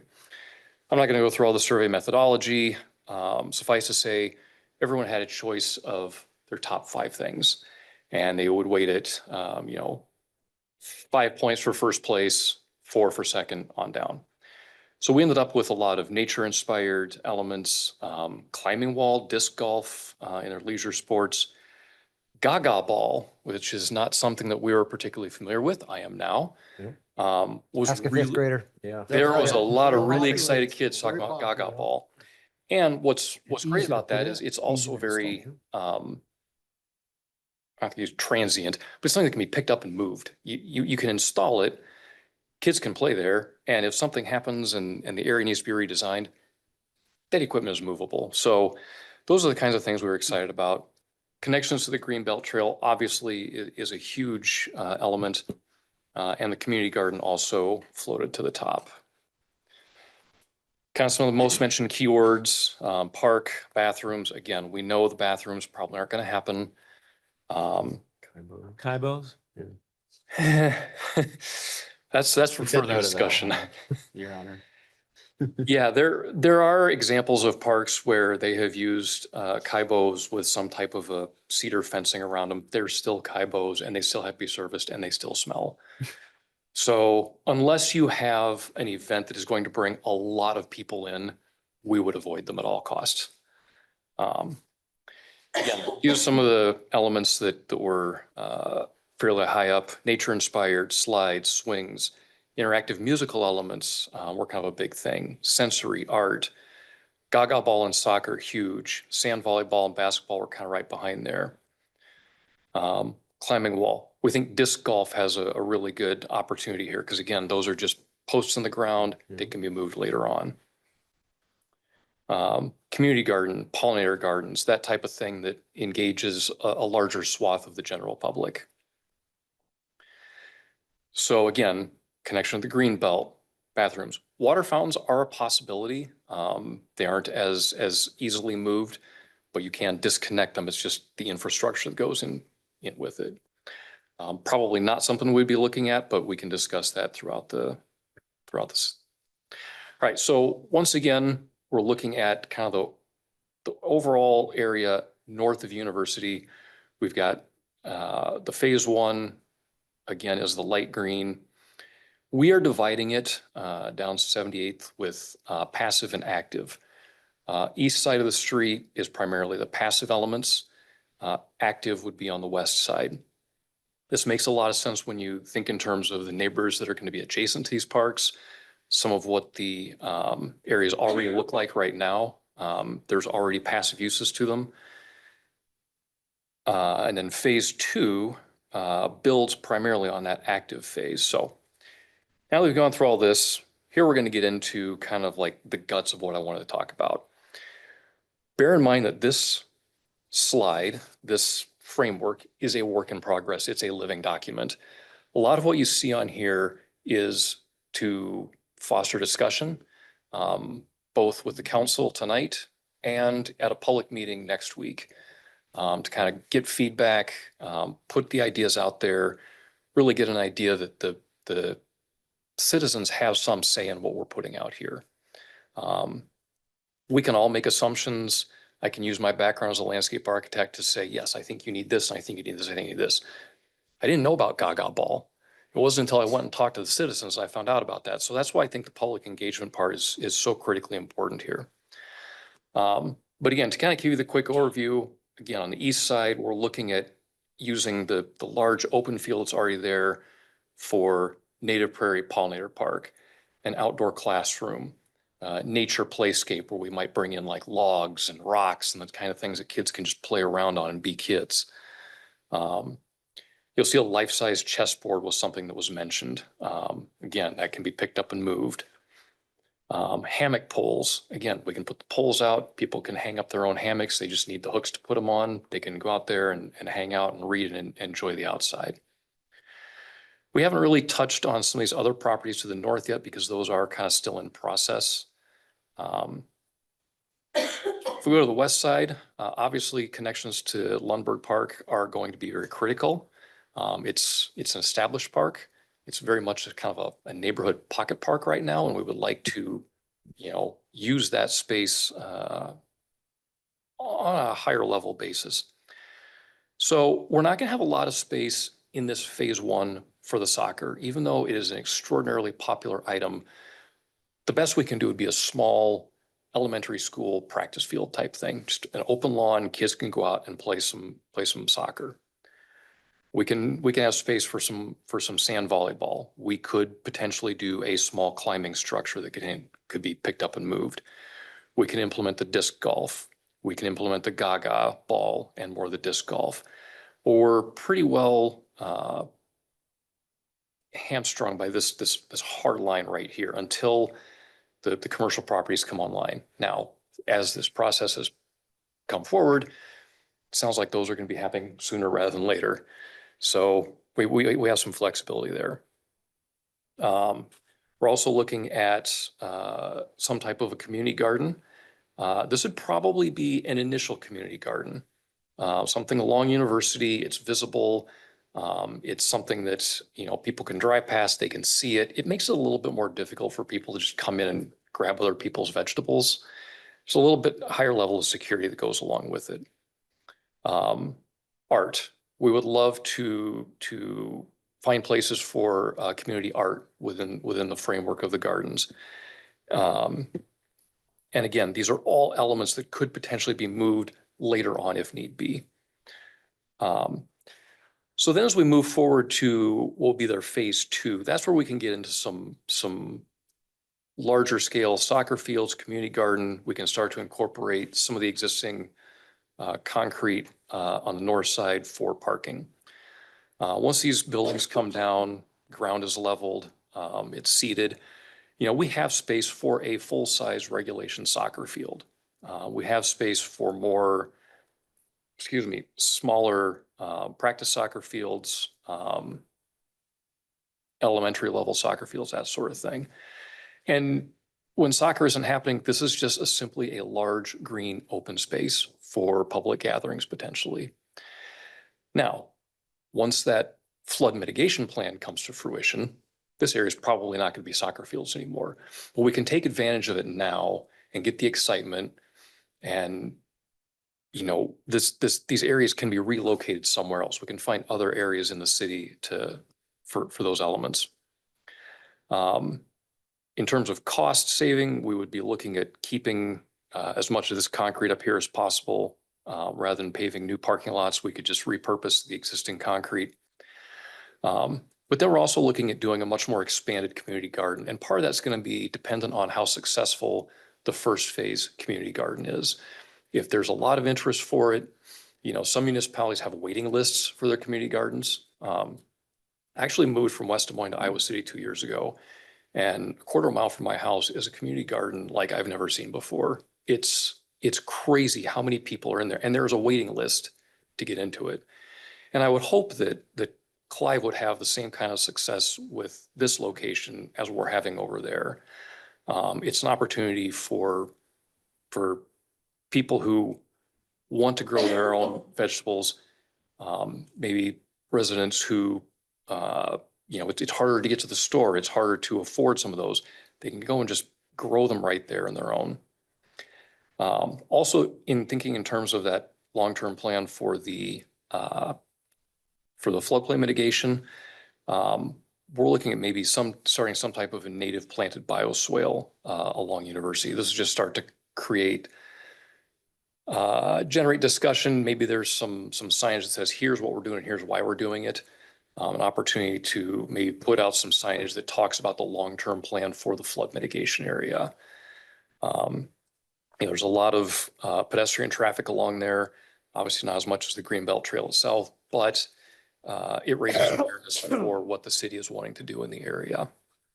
I'll maybe just add one thing here, also too, kind of like starting to look at this is similar to how we're looking at the Harbach Center from an experimental standpoint. Let's try things here in a very experimental manner that if they work, that they can maybe be incorporated into the larger flood buyout park kind of experience there. So this really gives us that opportunity to be experimental, be nimble and kind of flexible and see what works, what doesn't. So like Michael's talking about with the community garden, maybe we start with a very small plot of community gardens there. And if it's successful, then we expand it when we have more room. And if it's not very successful, then maybe it's not something that gets incorporated into that kind of phase 2 element. So I think we just want to be very flexible and in nature here and not put a lot of things in here that we can't reuse or get some secondary use out of this when this permanent plan comes forward. That more or less gives you a very quick, brief overview of everything. Again, this is a project that we're very excited about working with. We want it to obviously be a success for the city of Clive. I think what the city has started with the property acquisitions is just a fantastic first step towards realizing that. So any questions? Happy to answer. Questions? One other thing that I'll add too is that we've been thinking about with the temporary park is also the timing with Lenan's redevelopment. And so our goal would be, depending on the council's kind of feelings on this tonight, and we're also including this as a part of the neighborhood meeting with Lenan and Harbach Boulevard next Tuesday at the Harbach Center, is getting this up and going as much as we can before Lenan gets shut down for its redevelopment. So then we have an additional park space for the neighborhood to go. We know it's a little ways away, but it's still within that general neighborhood to kind of give another park space. And then depending on the timing of when the Briggs buildings, go down for phase 2, then the phase 2 elements might not be ready to go next spring, but we definitely will have a good chunk here to be able to have spaces for folks to go to other than when Lenan is shut down, as well as Crestview schools also. So. Very good. Susan? Have you assigned estimated costs to this? I've just seen projects happen where you get some big ideas and then it's disappointing. So I'd like us to start with that. Seems you've tried to be conscious, but Yeah, so the total budget for this, including the design fees, is $250,000. So we're working to make sure that before we put this out, that fits there. And right now we believe it is, because a lot of what you see here are small purchase items. So some hammock poles or soccer goals, or working with the park staff to go till up some of the turf and put some sand down. Part of the paths we're looking at are mulch or a gravel of some type. So trying to keep in mind and realize that's the limit of our budget for this. And also at the same time, wanting to save some of this for the phase 2 elements. So we worked to kind of break out what we think will probably be about 2/3 to 3/4 for the first phase. And then the second phase will be the last little bit there. and then the other one related to that is staff time. This is going to have some intensive need for keeping it. Yeah, so mowing obviously will go on the mowing contract. Part of this, or quite a bit of this property is already on the mowing contract as they're acquired and put into city ownership. That's already been added into the mowing contract. And then the rest of it will be from park staff and as part of their kind of maintenance regimen. Okay, speak on. I'm actually, I like the concept. I like where we can reuse elements, like reusing the concrete over there for parking rather than having to re-pour. And I'm wondering if there's an opportunity to do that with I know it's limited space, but it seems like it's going to be a lot of work to put that soccer field in with, having to tear up all that concrete first. So I don't know if there's an opportunity to maybe move things around but again, that's just a thought I had. So that's something we'd have to work in coordination with Doug when that property is acquired, that when it's demoed, that hopefully gets as close to possible to kind of a final condition for like a soccer field when they leave that site. And some of that demolition will be included in the costs related to the acquisition where we're receiving federal funding. And if I recall, Doug, that actually has to be taken to green space as a part of the demolition. So we need to tear out the concrete anyway, and the federal funds will support that demolition. All the better. And the budget definitely wouldn't support ripping all that concrete out. Two hundred fifty thousand is not gonna cover tearing out That's that what I much was kind of concrete. wondering, but I'm actually surprised that there's no mention of Takra in here. And, It was on there. okay,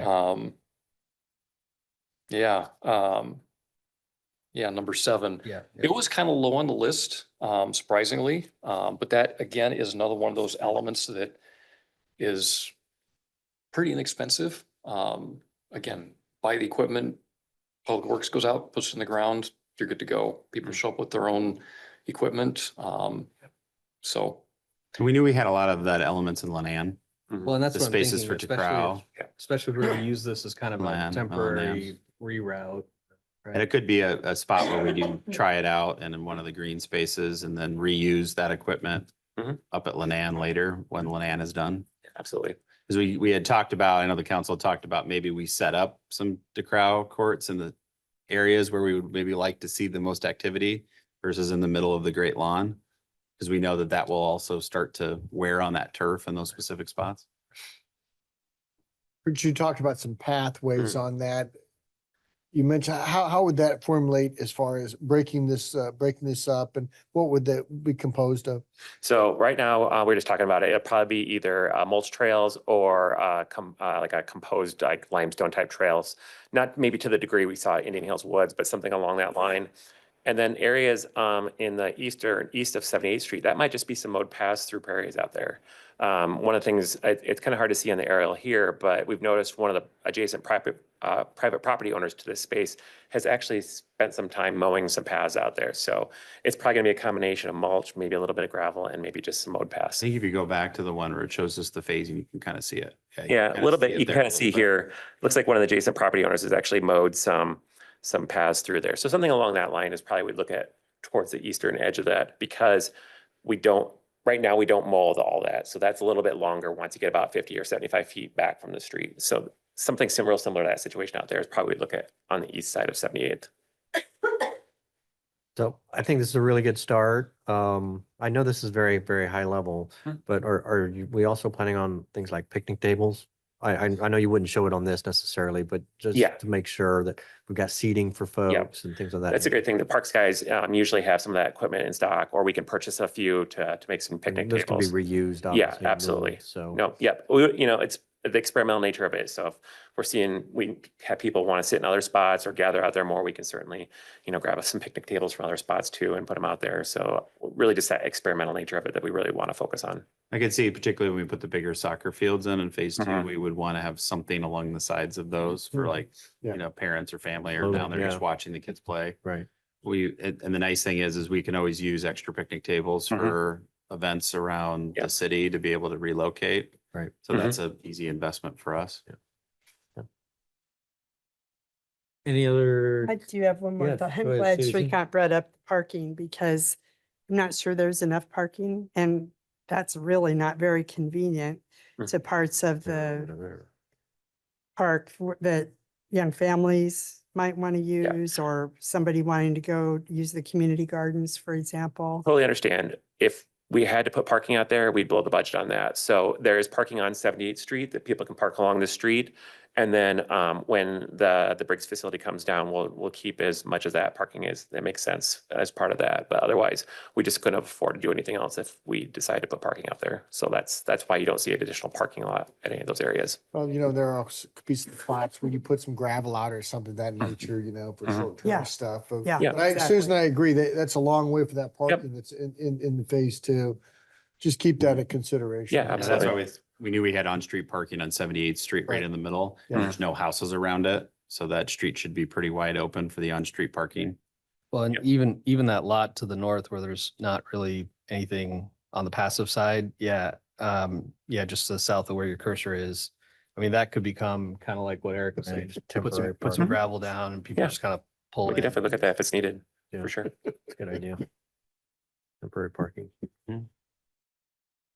Yeah, because I'd hate to put a bunch of pavement down. in this No, too. yeah. No, we don't want to do we that. don't That's do that that. kills Yeah, the it's budget. not what I'm Yeah. proposing, but I do think having some gravel area, Mhm. and I Yep. do think people aren't necessarily going to walk a long way with all their garden tools. So Yeah. you need parking by near that. Yeah, absolutely. And if we did a community garden out there, the way we'd look at it is we probably have a shed that goes with it that there's probably some community tools that everyone can use. And so those don't have to be hauled back and forth between their house or their apartment. They could be in there. There could be a kind of a joint, a lock that everyone that rents a space knows the code, and then they could use those tools or store their We've tools there. talked about a community garden for many years. I think this is a great test plot to try that concept out. We all understand the benefits of it. Yep. We all understand food's more expensive. So I think it's a great opportunity. And one of the things we've done, in some of our conversations with Clive Community Services, they've actually asked some of their clients if that's something that they would have an interest in as well. And so they've gotten some positive interest in potentially community garden spots for some of their clients as well. All right, further comments? Looks good. All right, Thank you. Thank you. The neighborhood next week.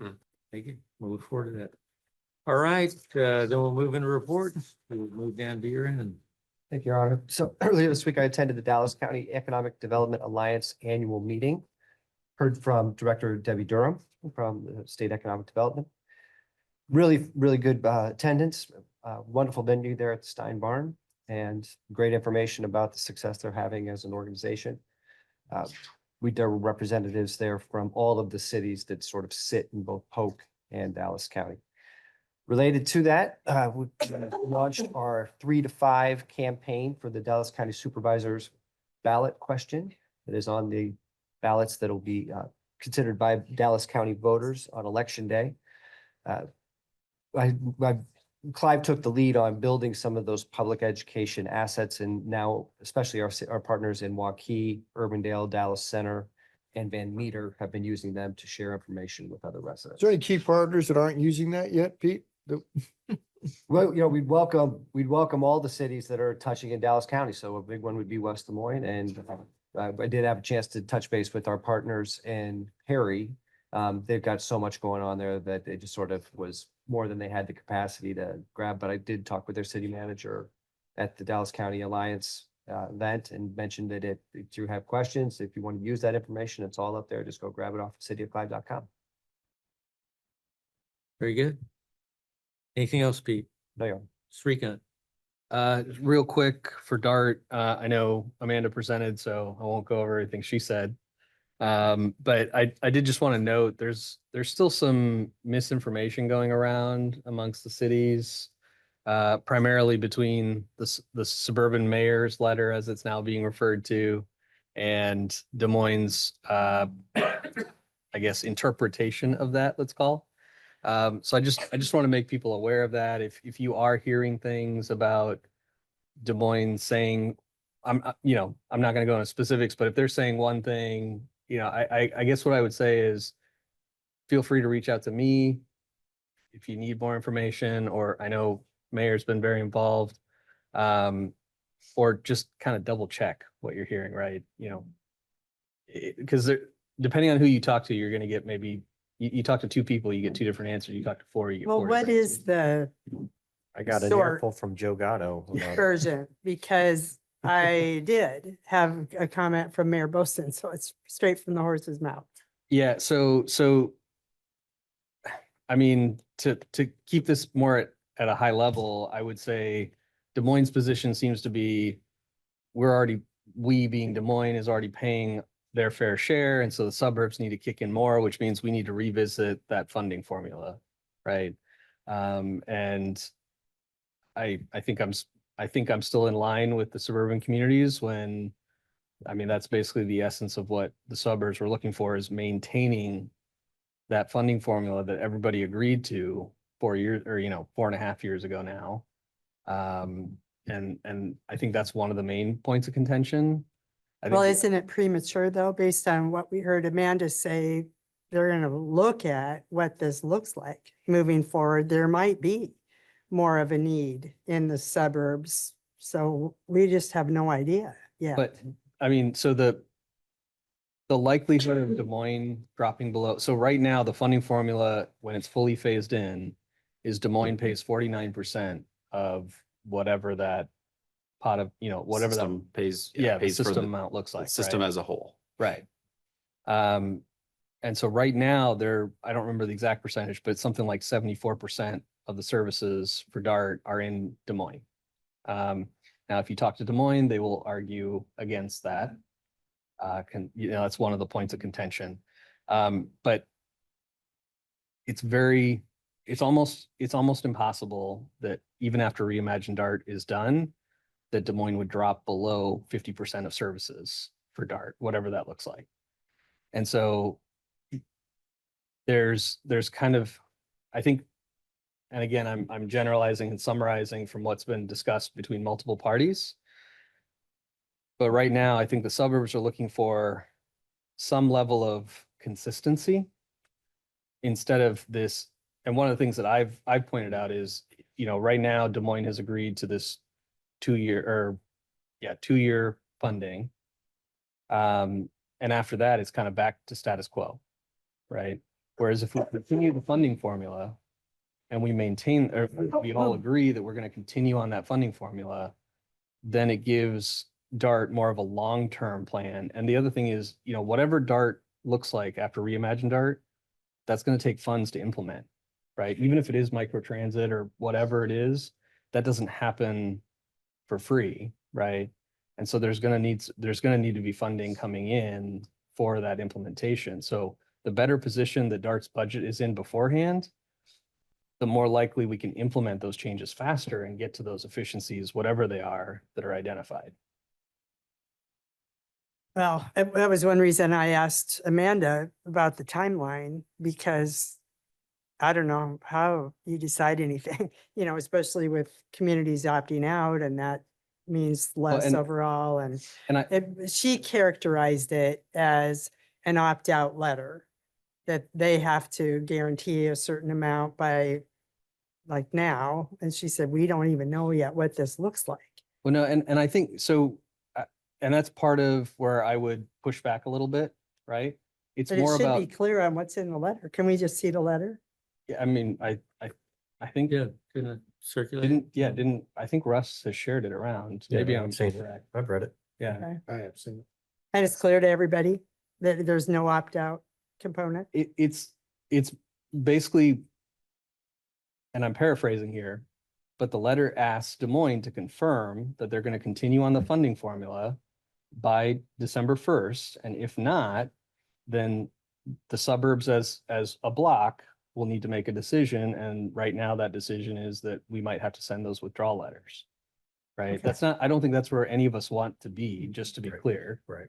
But It's it's putting just, a deadline to Des Moines is what it does. what it is we need that. We need to know what we're going into, because part of the thing is with Reimagine Dart, to your point, if we're going to lose 4 communities because all of a sudden they now have to pay $1 million extra, I'm making that up. I have no Right. idea what that's going to be, but if they pay $1 million extra, so they say, hey, no, we're out, then Reimagine Dart is a non-starter, right?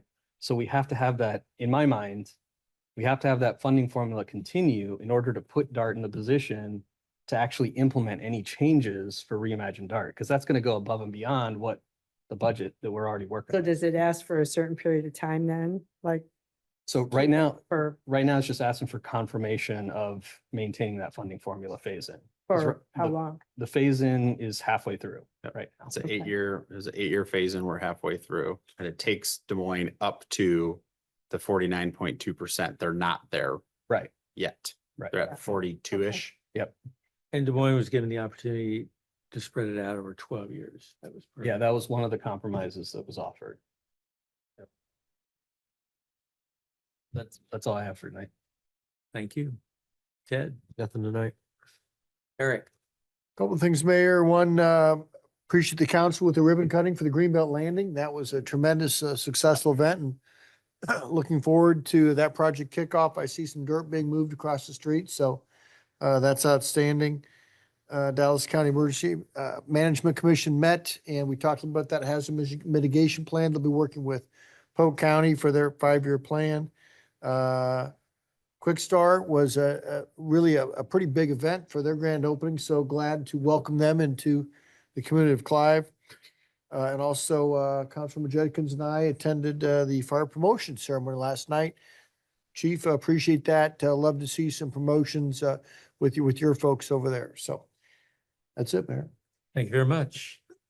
the draft guidelines for citizens presentation that I'd circulated and had excellent suggestions from Susan have been posted on the website. If you have further suggestions after reviewing those, be sure to pass them on. We'll look at making adjustments. But now at least there are guidelines that staff can refer folks to when they indicate they want to present before the council.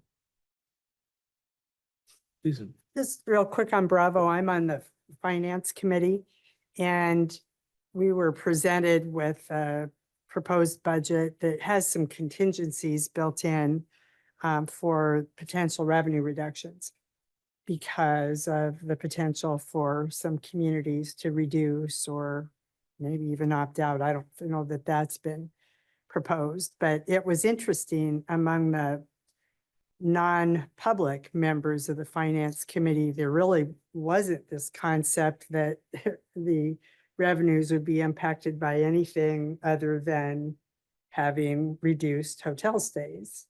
And so it was a good chance to get into a conversation about the constriction coming on city revenues and why cities are having to make conscious decisions about allocations of funds. And I really thought Sally Dix handled it very well. So I just wanted you to know that conversation began at the committee level and the board will be hearing about it too. Very good. If I could add on to that too, I know Ankeny at a work session earlier this week had a conversation regarding Bravo and Catch related to the 2080 agreements and these dialogues that we're hearing that are happening. Not necessarily for pulling out of the organizations, but more in terms of cities are being revenue limited. Should that extend to some of these 2080 organizations? And I know the city manager in Ankeny is coordinating a little kind of small group of city managers to have some dialogue, deep dive a little bit in those 2080s and to see if there's some common ground of what could be potentially presented. And I want to touch base with all of you on this over the next month too. Could be potentially presented to those organizations, particularly the executive committees and the executive directors to have some dialogue on what that could look like going forward. So I don't know what that'll turn into. I just know that there's some initial organizing that's happening just to see if there is any kind of shared understanding between the cities, because I know it's been talked about quite a bit. So that is something that's at least in the works. Don't know how fast that will happen, but it'll definitely be over the next couple of months. Thank you, Matt. Anything from legal? No report, Your Honor. Just a couple additional things. Of course, we have Beggars Night next week, and there'll also be a survey going out following Beggars Night to ask some questions related to the timing of Beggars Night, or Halloween, as I called it when I was a kid. So we'll see. We'll have that. That survey is already up already. We're already getting responses on it, actually. It's technically not live, but our subscribers to our poll call service have already seen it up there, right? Your Honor, the reason for that is that we couldn't see the final version of what the survey would look like to proof it until we had made it live. Yeah. And so our current subscribers have seen it already. So it'll be mentioned in the newsletter.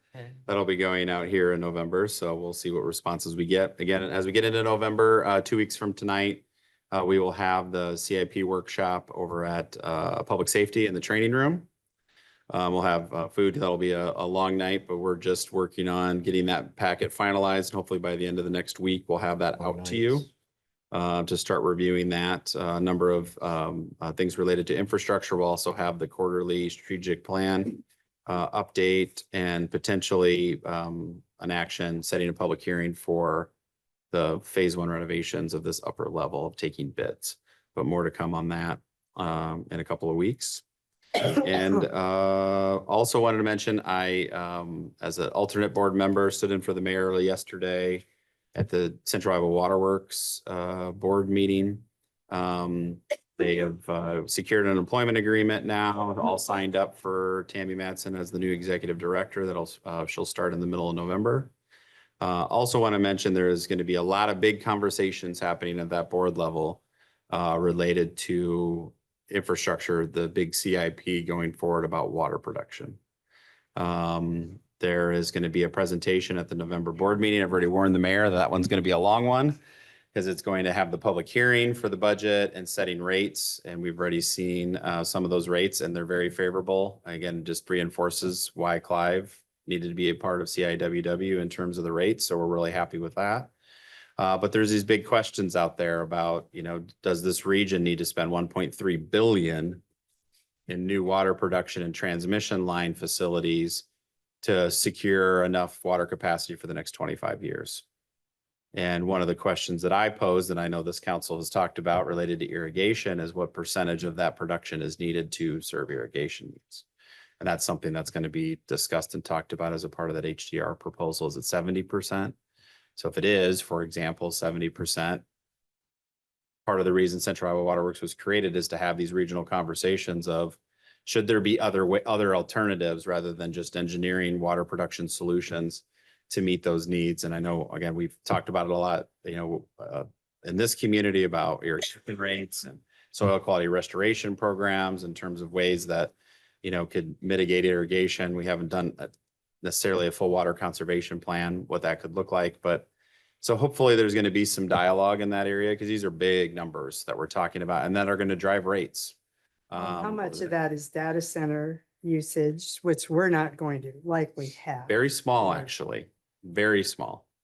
Very Like small to see amount. We that. actually asked that question Yep. at one of the tours, and it's a lot smaller than you think. Irrigation is by far the biggest driver. Like, it's not even close. Do we know a difference between residential, commercial and irrigation then? In that bigger number, no. Okay. I think that's going to be some questions, though. Yeah. I think that, again, I think the part of the forming of this kind of regional governance is to get into these bigger picture questions of, what are the alternatives to some of these infrastructure, very expensive infrastructure? Because, a plant takes the better part of 10 years to really get up and going, from initial studying and well drilling to permitting to production to raw water production to actual having the facility operate. It's a long runway to get a new production facility going. So once these choices are made and once the ball is rolling down the hill, there's not an easy way to stop it. So that's there, but there's definitely production or capacity needs. I know one of the technical committee folks, I think it was from Des Moines Waterworks, made the comment that because we had such a dry fall, they're just now finally starting to see a downtick in consumption. And so we're also dealing with these swings of the wettest spring we've had in a very, very long time to almost the driest fall we've had in the same year. So that's very hard it makes water production very unpredictable. So I think there's just going to be some big conversations and ones that have a lot of zeros behind them at that Central Iowa Waterworks board. But again, that was part of the reason of setting up this regional governance versus individual utilities and communities trying to have the same conversation. So hopefully we'll see that. That's all I have, Your Honor, just other than I will be out of town November 2nd through the 6th, but I'll be back for the CIP work session. So that's all I have, Your Honor, unless there's any questions. Any questions? Anything else for the good of the order? Seeing none, will adjourn at 8:46.